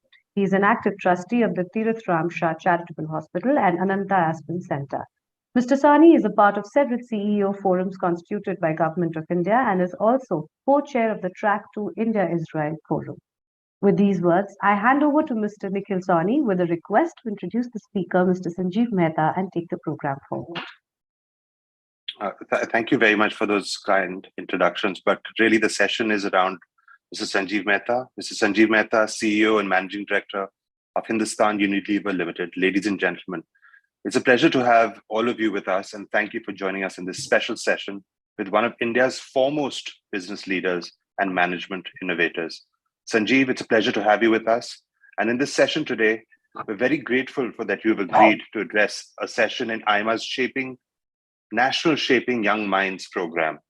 SYPM, as you are aware, is a collaborative effort between AIMA and local management associations to inspire management students by allowing them to have a direct interaction with India's top achievers. We are privileged that you are with us to offer the audience your unique perspective on life and business and your potentially life-changing advice to at least some of the young people attending this program today. You have a somewhat different route to business leadership compared to most other Indian CEOs of multinationals, whose typical path has gone down the route of IITs and IIMs. You did your bachelor's education in commerce and then obtained your license as a chartered accountant. You also did an advanced management program at the Harvard Business School. Your career, as I've been told, started off on a rough start with your first employer at Union Carbide, and where you got bogged down by the infamous gas leak in Bhopal. But you developed great sensitivity to business, social, and environmental responsibility in the course of crisis management at the company. You moved on to Unilever, and the rest is history, as one may say. You've been with the transnational FMCG giant for nearly 3 decades, and for 2 decades, you've been the go-to man for the company in Asia and North Africa. You've been the chairman and managing director of Unilever Bangladesh, chairman and CEO of Unilever Philippines, chairman of Unilever North Africa, Middle East, and for the past 10 years, you've been the head of Unilever's business in India and South Asia. You're also a member of Unilever's global executive board. An outstanding member of Indian corporate fraternity, you're an independent director on the board of Air India, a director on the board of Indian School of Business, and a member of the South Asian Advisory Board of the Harvard Business School, and a member of the board of Breach Candy Hospital Trust. An inveterate organizer, you also chair the coalition of Indian and multinational companies in India called Vikasa. It's great to have you with us here today for a look at the attitude and experiences that have shaped your success and your belief system that drives you. I'm sure our young audience will draw on your story and advice in charting their own path to success and glory. Thank you for joining us, and a very warm welcome to you. This session is about sharing experiences and thoughts, and we will devote time to a free-flowing conversation, though we'll aim to close the session on time as planned. We will start with a talk by our speaker about his life, journey, career, inspirations, lessons and beliefs, or anything else that he may wish to educate us on. With these words, it's my pleasure to invite Mr. Sanjiv Mehta to tell us a little bit about his journey and his take on work and life. Over to you, Sanjiv. Thank you, Nikhil, and good afternoon, everyone. Absolutely delighted to be with all of you and share a bit about my life's journey, my perspectives in life. And, Nikhil was speaking about life changing. That's a very onerous responsibility. I don't think I'm capable of changing lives, but I'll give you my perspective on many things. Yeah, many of you must have read Alice in Wonderland. And you would recall, those who have done, a conversation between Alice and the Cheshire Cat, where in many ways it depicts what each one of us must face at least once in life. And you remember that conversation? Would you tell me, please, which way I ought to go from here? Said Alice to the cat. And the cat says, that depends a good deal on where you want to get to. I don't much care where, said Alice. Then it doesn't matter which way you go, said the cat. Yeah, we are all faced with choices. Life is about choices. And the path we choose in many ways defines who we are and what we become. What's important is the purpose that drives our choice in life, be it personal or professional. I'm absolutely honored to speak to the young minds, the future of a country. And I'm not going to tell you about which direction to take in your career or what will help you get to your destination, but talk about the road I have traveled. And I'm hopeful that in some way, this might help you chart your own roadmap. Now, my journey began in Bombay in what I describe as a quintessential middle-class family. My parents, they were migrants from what is now West Punjab, which is part of Pakistan. And they came to India during partition. And the values of hard work, sincerity, integrity, and love and pride for the nation were imbibed from my parents. And something that they taught me very importantly is to be authentic and to be confident. My father was a career reserve banker, and the best time during the day was dinner table. And in our home, the dinner was mandatory for all to attend at the same time. Yeah. And our dad would regale us stories about the economy, about finance, about the bank, about what is happening internationally. And that in many ways influenced my thinking. Now, looking at the life my dad led and very ably supported by my homemaker mother, is my family taught me do the harder right than the easier wrong. Yeah, that again has something which is very deeply embedded in my own self and in my siblings. And hopefully that's being imbibed by our daughters as well. Now, I, like many of my age and even the youth of today, wanted to be a cricketer. And those were the days when the best school for playing cricket in India was Birla New High School. Yeah, the school where Mr. Vijay Merchant played and Nari Contractor played. So I too had joined that school primarily to become a cricketer. And I played for the Giles Shield. But the school was so bloody good in cricket that I did not get a chance to play for the senior team, Harris Shield. And so that's when I decided that perhaps I do not have as much talent for cricket as I had the passion for cricket. And so, influenced by my dad, I decided to become a chartered accountant. Now, how this was reinforced in me, because in my school, we had in the grade 10, always we used to undergo an aptitude test. And it came out very clear. I was very good in math. And it became very clear that accounting, finance, that is something which I'm very suited for. It only reinforced my thinking. So after clearing my CA entrance, after the 12th grade, I started doing my articleship.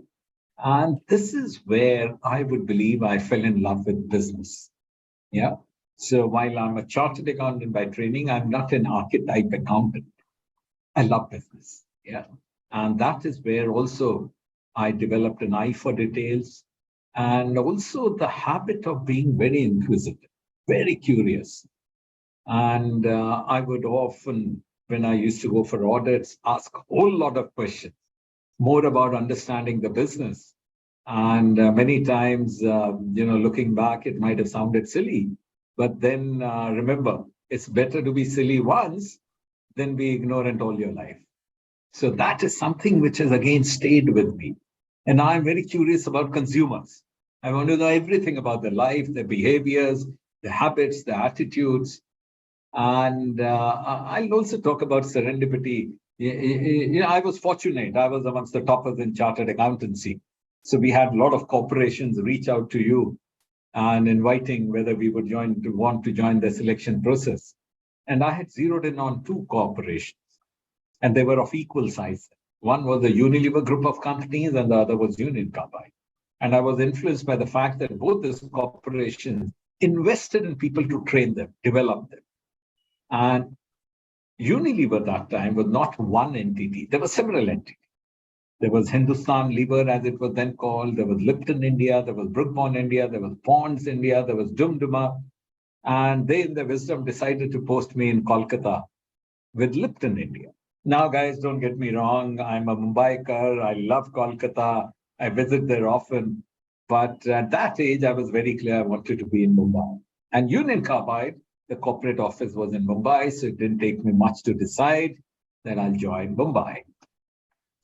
Union Carbide in Mumbai. And that's how my professional journey started. And I joined what was then a very sexy function called corporate finance. And after 6 months, the chairman of the company, a wonderful gentleman, I was still in touch with him just about 2 years back. He passed away. A great guy. He called me one day and said, Sanjiv, I want you to learn business. So I said, absolutely wonderful, Mr. Gokhale. Even I would love to learn this. So he said, join management audit. And he could make out from my face that it fell. And he said, why, you're not happy? I said, Mr. Gokhale, I've done audit during my articleship. That's not what I'm interested in. So he says, no, that's not the audit. What in management audit here? This would be about looking at business models, looking at different businesses. Union Carbide was a conglomerate. There was a battery product division. There was a chemicals and plastic division. The first naphtha cracker was set up by Union Carbide. There was the agriculture products division where pesticides were made. There was carbons and metal division. There was a marine products division. He says, you will learn different businesses. So I said, what, Mr. Gokhale, if I don't enjoy? He said, drop me a message and I'll take you back in corporate. I thought that was a good deal, and I started. And I worked in different businesses, loved it. And then I was sent abroad to the parent company in Connecticut, Danbury. And that was a time when the infamous Bhopal gas tragedy happened. Many of you are youngsters, may not know, but this is still being touted as perhaps the worst industrial disaster. And after a few days, I was asked to come back and join the crisis team. And I wondered, I'm not a chemical engineer. I've never worked in the agri-products division in Bhopal. Why I'm being sent there? But anyway, not to question, here I landed, a young man in Bhopal, and became a part of a small crisis team which was managing this mammoth crisis. Thankfully, those were not the days of 24/7 news. Yeah, so the news was still coming through All India Radio and Doordarshan and the newspapers. And anyway, the crisis was of huge magnitude. And I was the youngest member of the team, and my job was coordinating meetings. Investigation was going on by the CBI. The lawyers were here, the Union Carbide lawyers, the Union Carbide India lawyers, the government investigation team from CSIR. And my job was, that was the time. It was very varied. Yeah, just imagine it's the crisis of that magnitude. And you were a focus of the whole world. And I believe that was the time when a boy became a man. And, you know, that was the time also I learned is what it means to be a corporate citizen, what it means, corporate responsibility, yeah, is what it means between a law of contract and law of torts, and what it means when politics comes into business. Now, that's a story I can regale you with hours on end, what happened, why it happened. But that was a great learning experience for me. And after being in Bhopal for a year and a half, and seeing litigation, seeing investigation, there was a time when I used to fly down to US every month because of the court case that was on over there in the District Court of New York. Is I was moved as the finance or commercial head of chemicals and plastic business. Now, I just mentioned to you a while back that was India's first naphtha cracker, an integrated chemical plant. And here I was, posted over there as the head of commercial. And I remember my first management meeting where they were talking about the Brent crude price and whether they would make ethylene out of naphtha, they'll make it out of alcohol, whether they'll make all the C2, C3 streams, carbon streams, whether they'll make benzene or toluene or xylene, and what grade of polyethylene will make, the international prices. They were Greek and Latin for me. So I went to my boss and said, there were wonderful boss of mine, Mr. Bose. And I said, Mr. Bose, I want 3 weeks leave. His immediate reaction was, Sanjiv, are you getting married? I said, no, Mr. Bose, I'm not getting married. I'll be at the factory. You can reach me in Chembur at the factory. If you choose to, those were not the days when we had a mobile phone. So you had to call through the landlines. And what I did is I took the 3 weeks leave and invested completely in understanding the business of chemicals and plastic. I used to go home perhaps only to take a shower and change my clothes. Otherwise, entire time I used to spend at the factory, tracing from the time the naphtha flow in from underground pipelines, through the measuring it through the flow meters, going through each production process, sitting with engineers, sitting with chemists, understanding chemistry, understanding process. And at the end of 3 weeks, I had a reasonably good understanding to understand when we have discussions, what it matters. So remember something, there is no shortcut to detail. Now, after I then got a chance to handle what was perhaps the largest divestiture in corporate India, because it was a hazardous unit. Union Carbide, after what happened in Bhopal, decided to exit all hazardous units. So I handled the big divestiture of a going concern, which was again a massive experience. And after that, I moved to sales and marketing. And sales and marketing, I again moved because of my love for business. And I remember very vividly, I wanted to understand the rural distribution. Yeah, and I wanted to understand the rural markets. And there's a district in India, which is the Bastar district. Yeah, it is in Chhattisgarh, and it is one of the most backward districts in the country.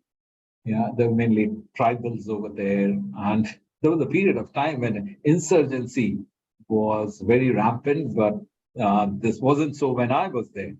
So I spent 3 weeks in a van sales, together with a van sales. And those were the days when we would travel from village to village, hawking our ever-ready products, batteries and flashlights, and understanding what rural market meant. We used to sleep in dhabas. Yeah, we used to take a shower in a village well, or by the side of a pond. But that was the time I understood what it means that if there's a difference in 2 rupees in a 950 battery case, how the stocks would move from Delhi to Mumbai or from a wholesale market, or how it would flow down through the route to market to deep rural areas. Now, I always maintain what Benjamin Franklin had rightly said, that tell me and I forget, teach me and I might remember, involve me and I learn. So this is a philosophy, again, something which I've kept with all my life. The best way is not about testing the water with your toes, but a full body immersion. That is when you get into really grips of what it means. And in reality, the actual learning never stops. Yeah. And, you don't have to wait for a learning opportunity. You create it and commit yourself to it.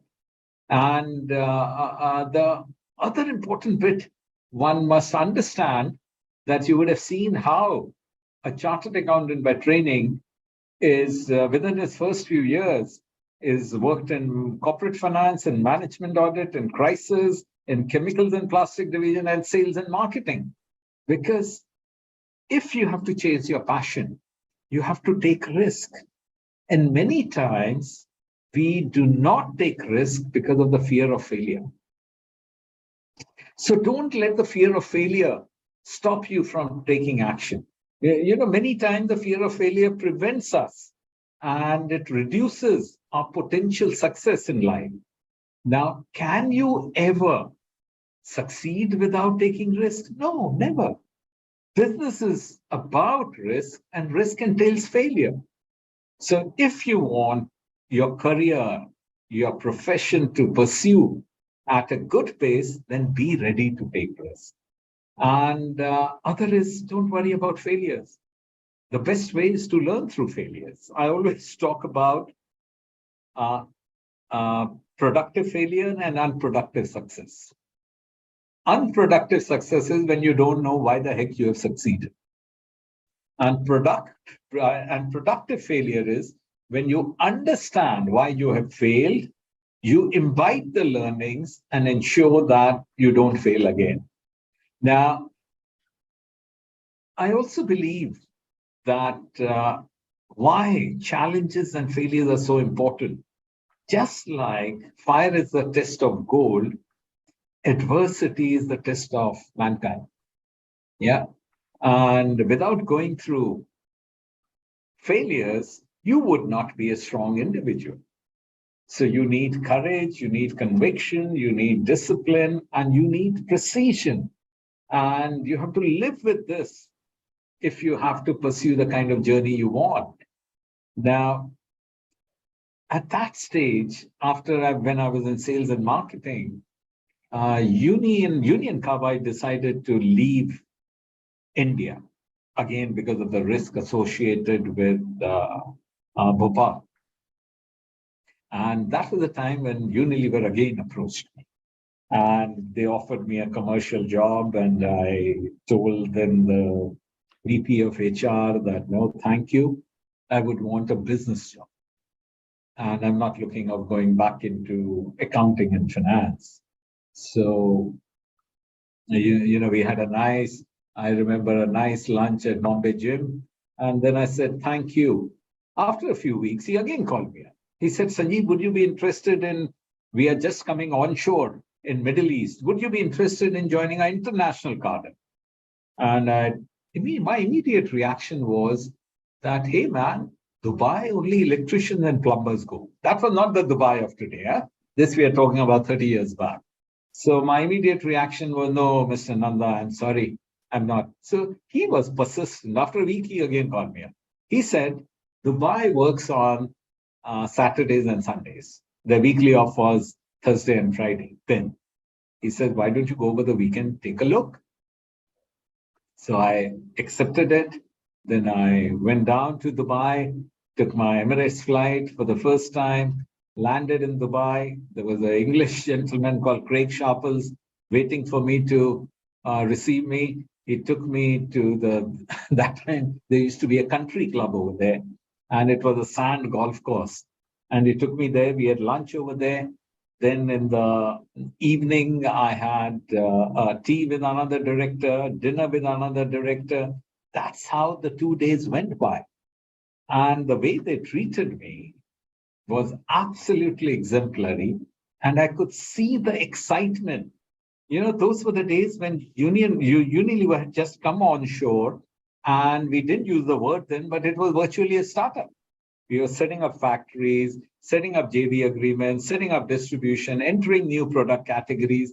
And the way Unilever had done is they'd got managers from 30 odd countries to come and set up the operations in Middle East. And there was a huge palpable excitement. So I started that journey. And we had just got married. My wife too is a chartered accountant. She was a corporate banker with HSBC. So I told her, you don't come along, let me go. And but within a month, I said, it's a fabulous place, great company. Yeah, you can come and join. And then she also came down. Then she also started a career in Dubai. That's how my journey with Unilever started. Now, after a few years, I was given a chance and offered an option of going to Bangladesh. And Bangladesh was a company in crisis. We had one of our large businesses losing massive market shares. And my boss, an American gentleman called Tom Stevens, he called me and said, Sanjiv, would you like to go there as a member of the board? And he said, the business is in a deep shit and the place is tough. And if you want to say no, perfectly fine, we'll find another job for you anywhere in the Unilever world. So Mona and I discussed, by that time we had our twin daughters, Naina and Roshni. They were still very small. My wife said, why don't you go and take a look at it? So as a family, we went on a recce trip. And that was the worst flood in the history of Bangladesh. As a plane was landing in Dhaka, the only thing we could see was the strip. Everything else was underwater. Anyway, we took a rickety plane and flew down to Chittagong, where we are headquartered. And the business was in a pretty abysmal shape.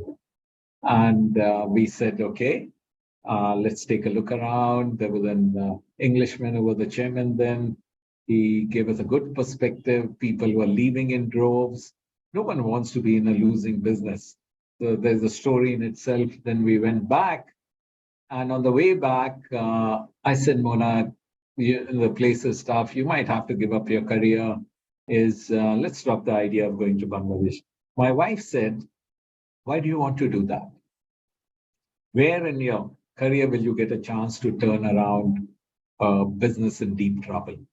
And if you do it well, new career opportunities will open up for you.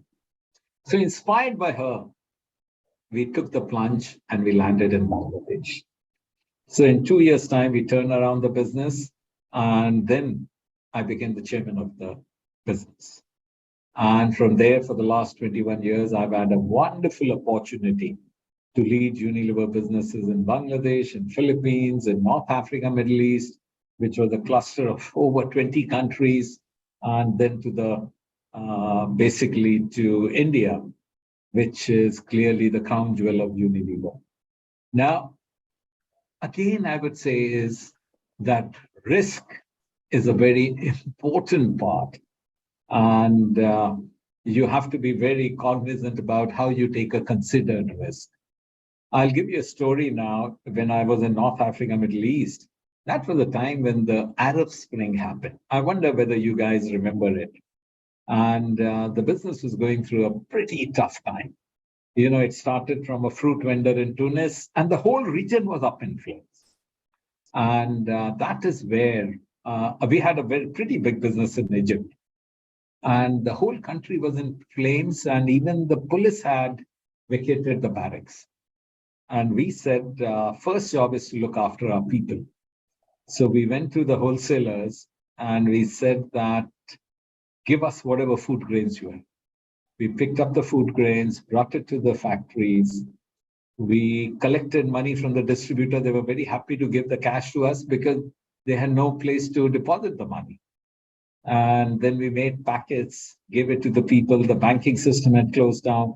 We told our people, anyone who runs out of food, come to the factory and collect the food from us.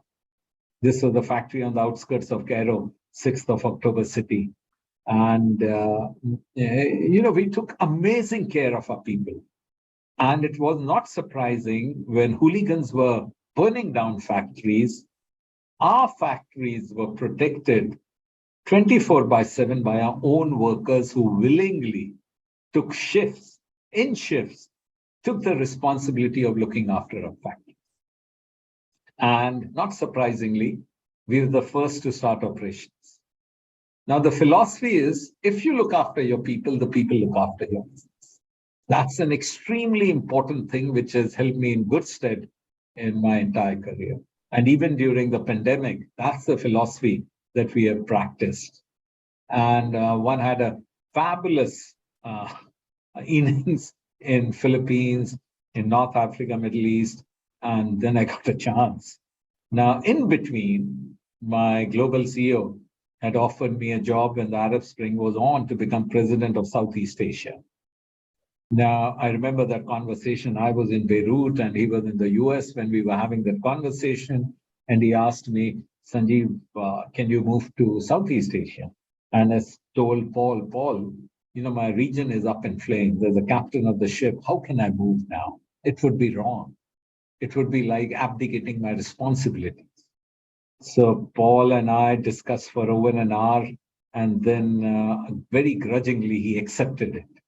That is not an opportune time. But again, it was good I did not take it, because then I got a chance to come back home after 21 years to lead India. And in India, it's been a fabulous journey. 9 years back, our market cap was $17 billion. Now it is $78 billion. So we've added over $60 billion as market cap in India, which in its own right would have been amongst the first 10 most valuable companies, the Delta market cap. And there are many things which have gone into making HUL even bigger and better and greater. And that, perhaps we leave it for another time.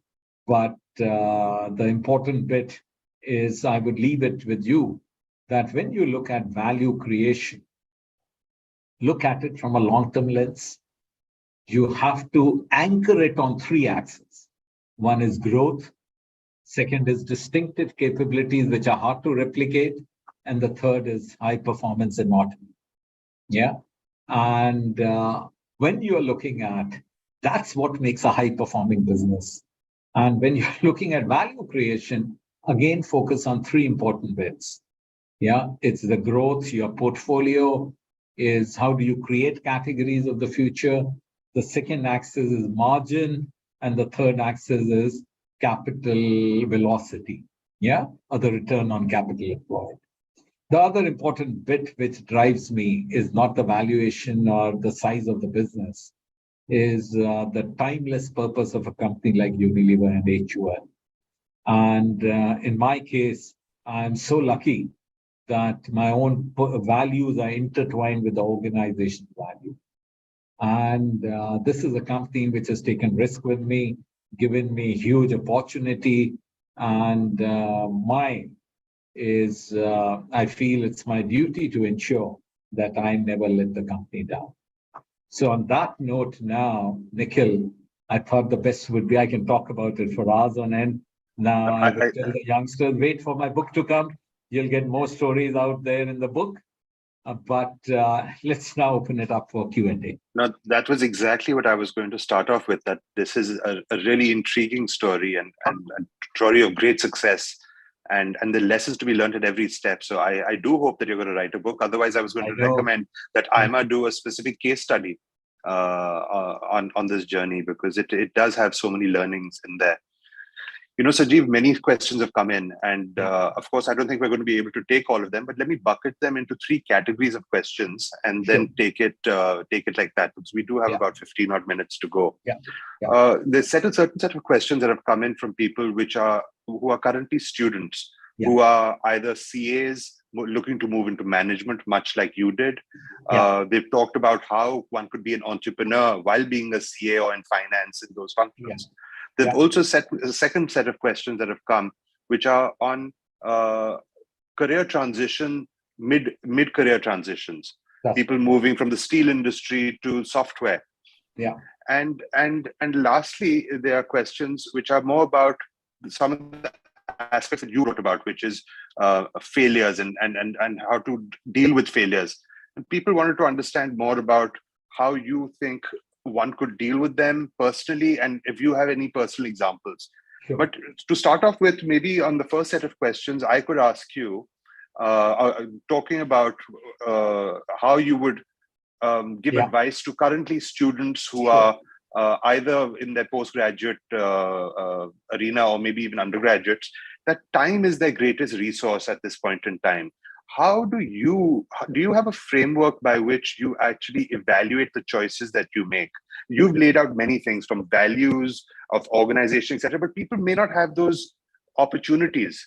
How do people make decisions where they may not have mentors, much like you had in your father, who guided you towards certain areas? How do those decisions get made? You know, the most important bit, Nikhil, is the passion that you have.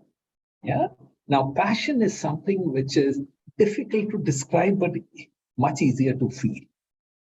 You will excel only in those areas where you have got immense love for, and perhaps also if you can understand whether you have a talent for it. For instance, I'm certain Sachin Tendulkar had a huge passion for cricket. But somewhere down the road, he would have realized with his stature, his physique, etc., that he might never be a good fast bowler. And so then, rather pursuing to be a bowler, he did a good thing about becoming the world's best batsman. So one important bit is you need to have a good deal of introspection to understand what you really love to be. And so there are 2 ways in life. One is try to find a job or a vocation which you love. Or the second way of looking at is love what you get. Because if you don't enjoy doing, even today, Nikhil, when I get up in the morning, I'm an early riser. I'm so excited to start my work as if it's my first day as a CEO. But I've been a CEO now for 21 years. I have that same amount of passion because I love doing what I'm doing. We can see the passion. It's immense. Sorry. So the most important bit is determining that. Like it is said that there are 2 most important days in life: the day you are born and the day you understand why you were born. So determine what your purpose is, understand what your love is, where you have got inherent strengths and the passion. So that work is not a chore. When I work, for me, it's not a chore. It's fun. I love dealing with people. I love dealing with consumers. I love dealing with brands. I love playing the game of business. So only then will a person be able to excel in life. No, thank you for that. I think that you alluded to situations where you had to introspect back to your school days even. And so your objective assessment of your own talents and capabilities has really has had you in very good stead. But You're if right, I may ask Nikhil. you, Had I mindlessly pursued cricket, I would have been a very ordinary cricketer. Yeah. So, and that is where I think comes in, that if you can bring clarity to your own self rather than pursuing a fad, don't pursue a fad. For instance, entrepreneurship is great. India needs great entrepreneurs, people like Nikhil, and India needs great managers. Yeah. Now, our daughters are graduates of Harvard and MIT. They're pursuing entrepreneurship. Yeah, they aren't following my route. So, but if you are someone who is not comfortable with entrepreneurship, don't pursue it just because it's a fad. That would be my pitch to people. I think that's very valuable. And I did want to come to entrepreneurship, but maybe I'll come to it after the mid-career changes that people seem to. Mr. Mehta, you'd run a very large organization, and Unilever employees are, firstly, you get the best of the best into Unilever, and then the training that you impart in them makes them even better. That's right. And you find that a Unilever on your CV is an extremely valuable CV point to have. Yeah. Yeah. And so, but everyone can't become CEO at the end of the day. Right. And so and while everyone may have ambitions to be in that leadership position, to allocate capital and to make an even bigger difference than you do in your current job, what would you tell your own employees who may wish to move to other industries? Because they do, Unilever employees do go to other industries and become leaders there. How do you deal with that? And in that manner, of course, I would like to take the questions of people moving from different industries and how they could best prepare themselves. And I agree with your question on passion, because obviously you should move for a better purpose than just monetary gains. Yeah. So I'll cover a few questions that you've covered all together. First is, leaving a job should be a strategic choice, and not just because, hey man, it's a fashion, after 5 years you have to change the job, you change the job. Please don't do that. Yeah. Similarly, changing industry. It has to make sense for you. You need to understand, why do you want to change the industry? Yeah. So bring about clarity about that, and not just because a certain time has passed or it's become very fashionable, or that particular industry is a sunrise industry, so you need to move over there. No, try to understand strategically, what do you want to do. Having said that, it's never late to change career. Yeah, it's never too late to change career. The second important bit you were talking about, Hindustan Unilever is talked about as a CEO factory. We breed CEOs. And my philosophy is very clear. Yeah. There was once, we had a wonderful CFO who left us to join Tata Motors. And at the next investor conference, one of the analysts asked me, your CFO has left to join Tata Motors. What do you think? I said, first is, he's a great guy. Second is, Tata Motors needs him more than Hindustan Unilever. The third is, I believe it is a service to the nation. Yeah. So we breed leaders and give it to India Inc. And I'll tell you something.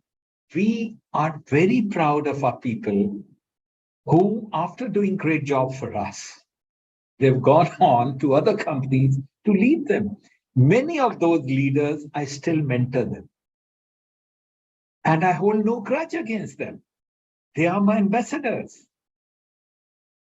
Yeah, but we have such a deep bench strength that if one goes, there are another 5 waiting to get that job. And so long as we have a very strong employer brand, so long as we can attract the best talent, and we will continue to have a machinery which trains them and makes them better, I don't mind if some people leave us. Yeah, it's good for them. It's good for the industry, good for the country. Thank you for that. That's very wise words for people who are contemplating those decisions right now. Now, Sanjiv, coming to the last set of questions, which I think is very pertinent for the nation. You've talked about the contribution that one must make to a larger purpose.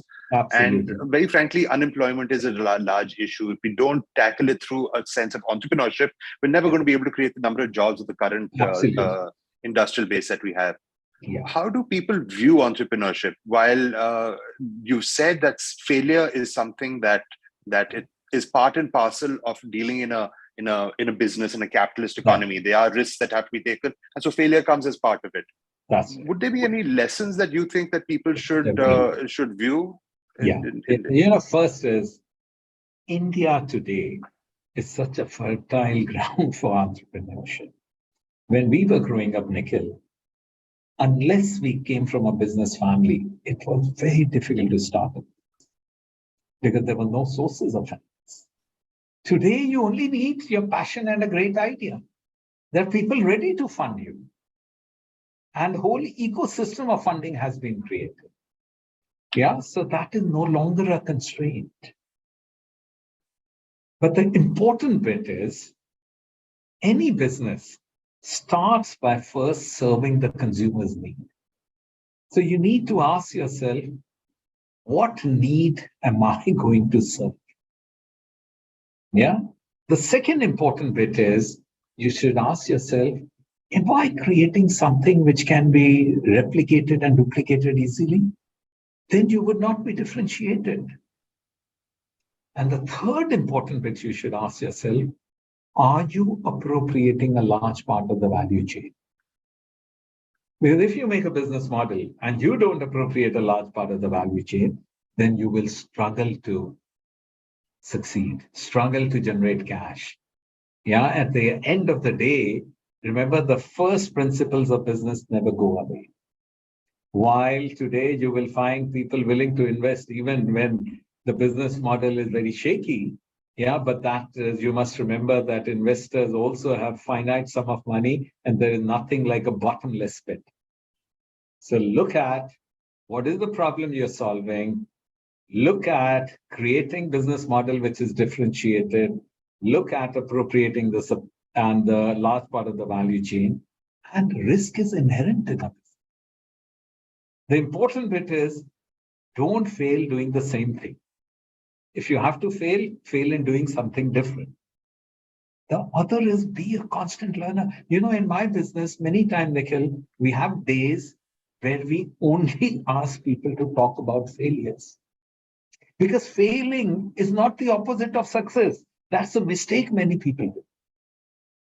And we will never hang a person. Let me give you another perspective of HUL. If you tinker around on ethics and put 100 rupees bill, which is fake, we will sack you. But if you have spent 200 crores on a brand which has not succeeded, your career will not be impacted at all. In fact, we will ask you, tell us your learnings, tell us what we should be doing going forward, and why do you think we failed? That's what all we will do. Pick up the learnings and make ourselves better. But without risk, entrepreneurship doesn't work. That is inherent in business. Thank you very much. I think that gets us to the close of today's session. Sanjiv, thank you so much for spending time. It's really been a pleasure for me personally to listen to your story. It's been very motivational. And I think a lot of the aspects of your career and your career journey really are the bedrock of what people should take away in terms of passion and dedication and a huge degree of diligence that is necessary for you to understand the constant evolution of learning, the ability to take risk personally, and also constantly be there and be on the outlook to make a difference at every opportunity. I do look forward to reading your book, and I'm sure all the 10,000 people plus who are currently on the call, and of course we will be putting this out on YouTube and other social links so that it will be accessible for a wider set of people, have all benefited from your very wise words. So thank you again for being with us today. And we look forward to further interactions with you, Sanjiv, because we know that you're such a great supporter of AIMA. Absolutely. Thank you, Nikhil. Always a pleasure to speak to you. And it's been a delight to speak to the youngsters. Thank Thank you very much. Thank you, Sanjiv. Thank you, Nikhil. It was an outstanding session. But with Sanjiv, one doesn't expect anything less. So thanks, Sanjiv, for doing this for us, for talking to the young people and for inspiring them. And Nikhil, for, as usual, moderating the session with style and panache, getting the right questions to the right people. So thanks a lot, both of you. Thank you, Rekha. Thank you, Nikhil. Thank you, everybody. Take care. Thank you. Bye. Bye. Thank you, sirs. Ladies and gentlemen, with this, we come to the end of the program today. We thank our eminent speakers during the day. A special thanks to our sponsors for today's event, principal sponsors Galgotia University and Tata Steel, co-sponsor Chandigarh University. We also thank our local management associations to partner for this event. The certificate of participation can be downloaded by the participants from the link being displayed. It is also mentioned in the chat box. Please note that the certificates can be downloaded between 29th August to 1st September from 2 p.m. onwards. Thank you all. Look forward to having you with us again.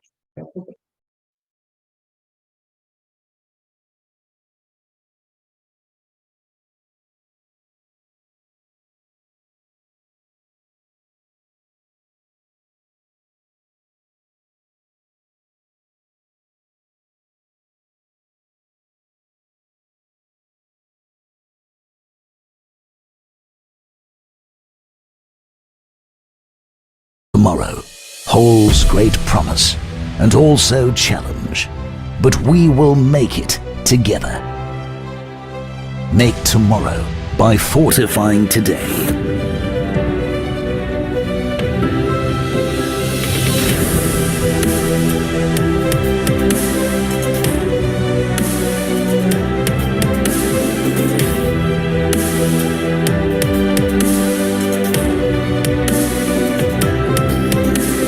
Make tomorrow by making people our true strength, consistently investing in growing our human, social and relationship capital, building a diverse workforce, cultivating a culture of inclusion and focusing on safety and health, empowering communities around us,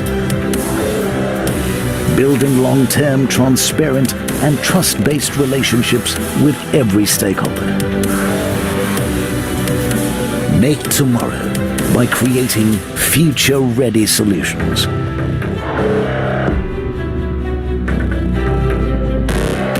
With our fully integrated operations, from mining operations, manufacturing plants, and steel processing centers, to our wide range of products and customized services and solutions, we have a steely grip on the future. Our prudent future-focused acquisitions ensure we have a global presence and an expanded suite of capabilities that allow us to unlock the full potential of steel.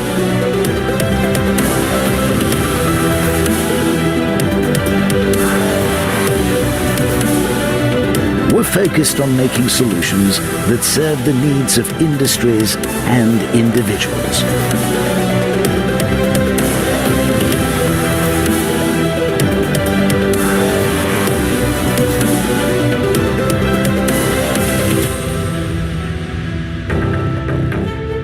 Providing high-quality materials that go beyond steel. Pushing boundaries to create stronger solutions, better solutions.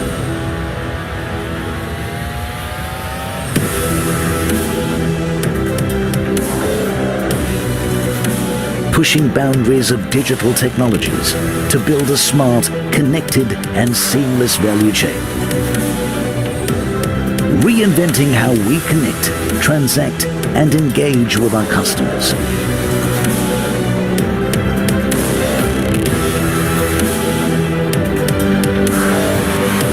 And with our strong focus on research and development, we're anticipating and addressing challenges of tomorrow. working with stakeholders to identify specialized, unconventional solutions that drive sustainability across the value chain. We're making solutions that address climate challenges of today and tomorrow, aligned with the United Nations Sustainable Development Goals. We are working towards being responsible steelmakers, being responsible steel suppliers,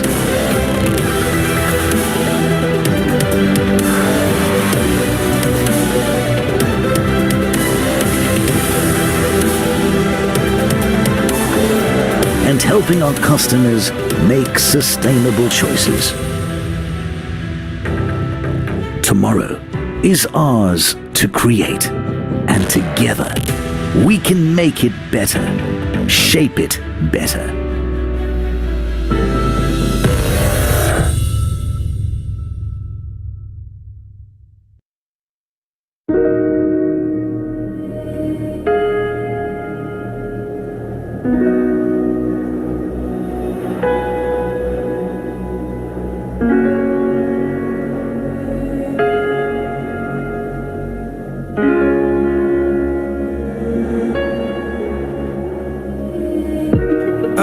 Try to give away all I had. My mind was full of my mistakes. I've been too fragile through my life, and I'm missing you so bad. Don't know if I should call you back. You know it's getting dark inside my head. I feel there's something that is stopping me now. I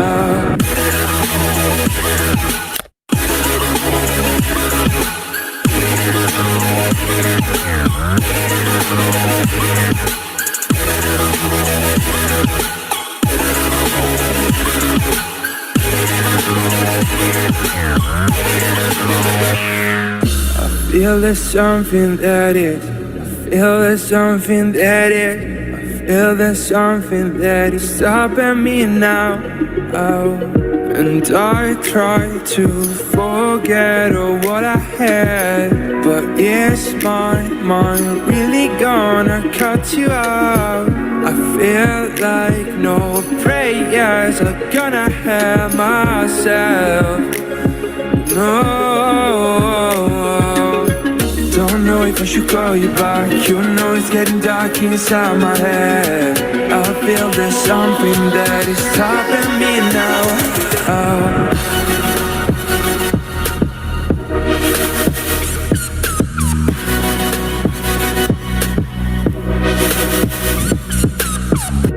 I tried to give away all I had.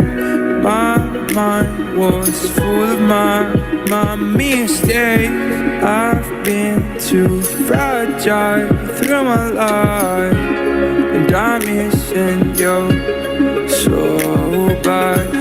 I feel there's something that is. I feel there's something that is. I feel there's something that is stopping me now.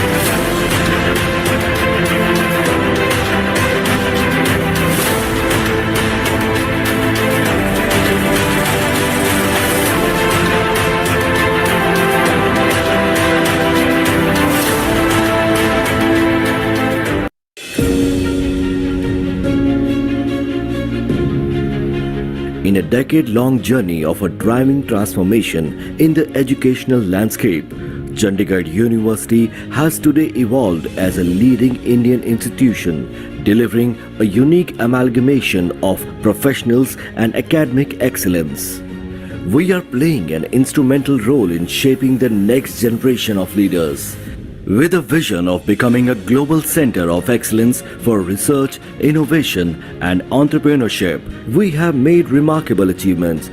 Today, we are amongst the top 5% universities of India to be accredited with the prestigious NAC A+ grade and also ranked amongst the top 30 universities in the National Institutional Ranking Framework 2022 released by the Union Ministry of Education. We are also the youngest university in the world to make a best debut in QS World Rankings 2023 and ranked third amongst the private universities in India. Foraying into the world of space research, we set up the first ground station in the region of space research and training. और मित्रों, आज जिस space research centre का उद्घाटन हो रहा है वह न केवल चंडीगढ़ यूनिवर्सिटी के लिए एक बहुत बड़ा माइलस्टोन है, बल्कि हमारे देश के स्पेस सेक्टर के लिए ये बहुत ही महत्वपूर्ण है और इसकी एक विशेष अहमियत भी है. We are also set to launch the first IoT-based nanosatellite CuSat in collaboration with ISRO. Recognizing the drone industry as the next game changer in development, we have established Punjab's first DGC-approved drone training hub in our campus. With research at the helm of our academic delivery, Chandigarh University has filed 1900 plus patents, bringing a positive transformation in the society. Today, Chandigarh University is home to students from 28 Indian states, its 8 union territories and 54 countries around the world, which makes it one of the largest multicultural campuses in India. Having collaboration with top universities in 83 countries, we have integrated global competencies in our curriculum and also provide global exposure to our students and faculty through internship programs and exchange programs. With the highest number of top multinational companies visiting our campus for recruitments, we have set a new benchmarks in providing the best career opportunities to our students. Through the Government of India supported Technology Business Incubator at our campus, we have also empowering the youth to harness their entrepreneurial skills.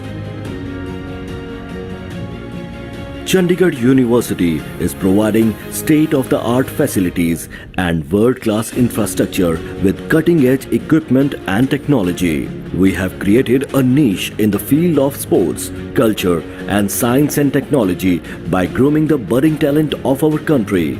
Our students have actively participated in national and international events and brought laurels to the country. To further the ethos of internationalization of higher education, Chandigarh University brought 126 nations in the first of its kind diplomatic conclave, thereby strengthening its academic programs and facilitating students' faculty mobility. Building on our long-standing commitment to environmental sustainability, we have organized an international conference which was inaugurated by Shri M. Venkaiah Naidu, Honorable Vice President of India, and saw the convergence of Chief Justices, judges, and other dignitaries from 20 nations.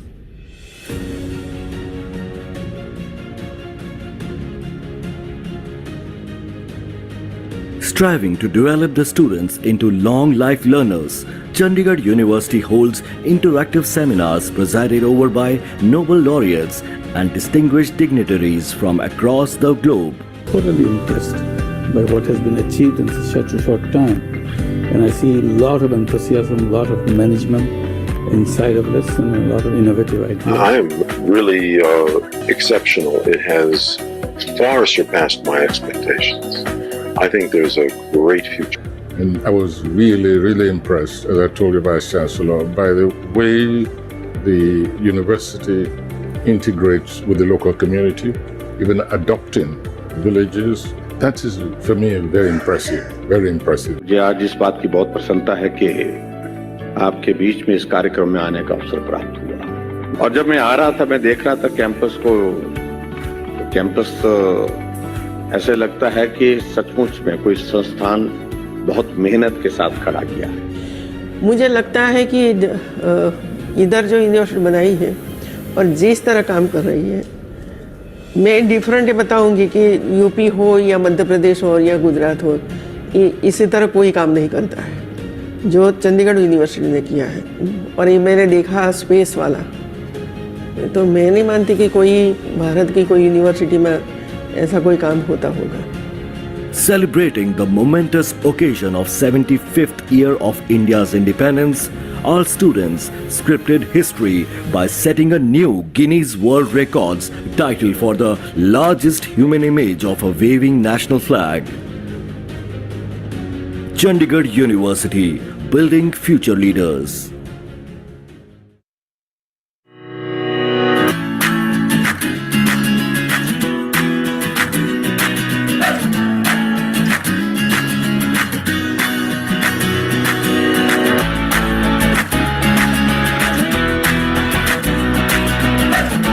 AIMA works as an overall India-wide organization for management. It has for long supported, promoted and nurtured the management movement, and it's also reached overseas to try and connect the world with India as well.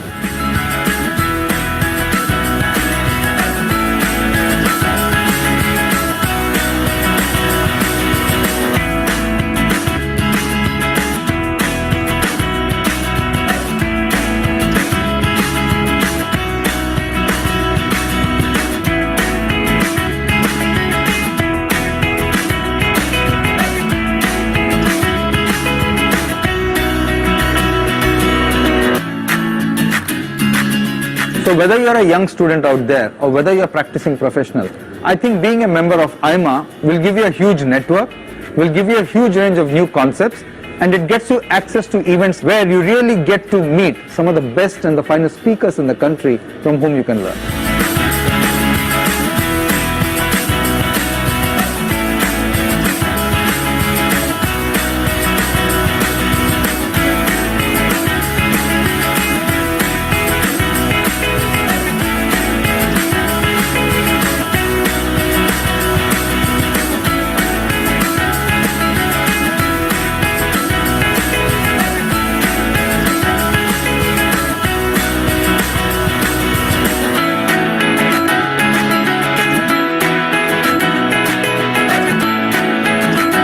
You know, every manager needs to be updated in terms of the latest techniques, the latest thinking, the latest direction. You update yourself in various aspects of disciplines that one is involved in.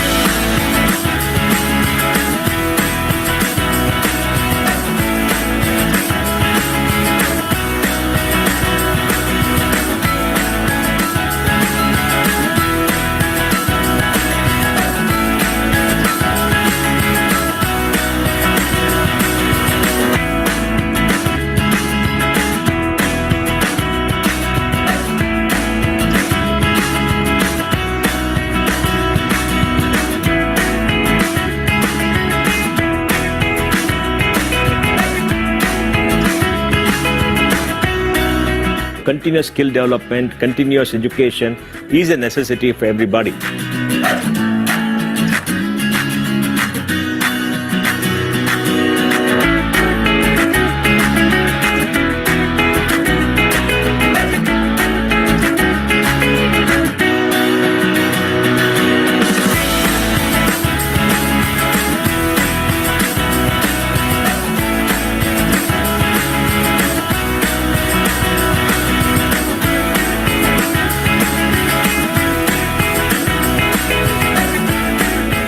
AIMA has been known for its testing services.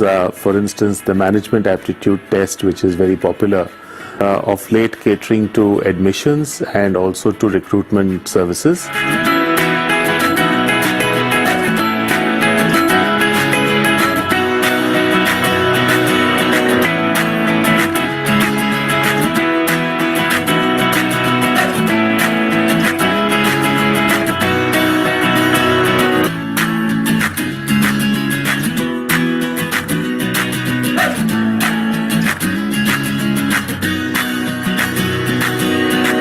Is not just the desire for success, but a fear of failure.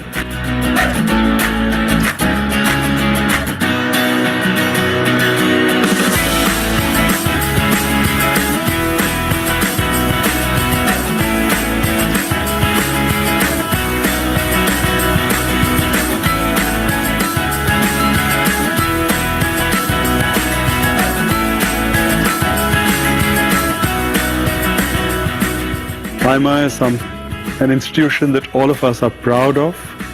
We are proud of its legacy, and we are proud of the role that AIMA plays in society.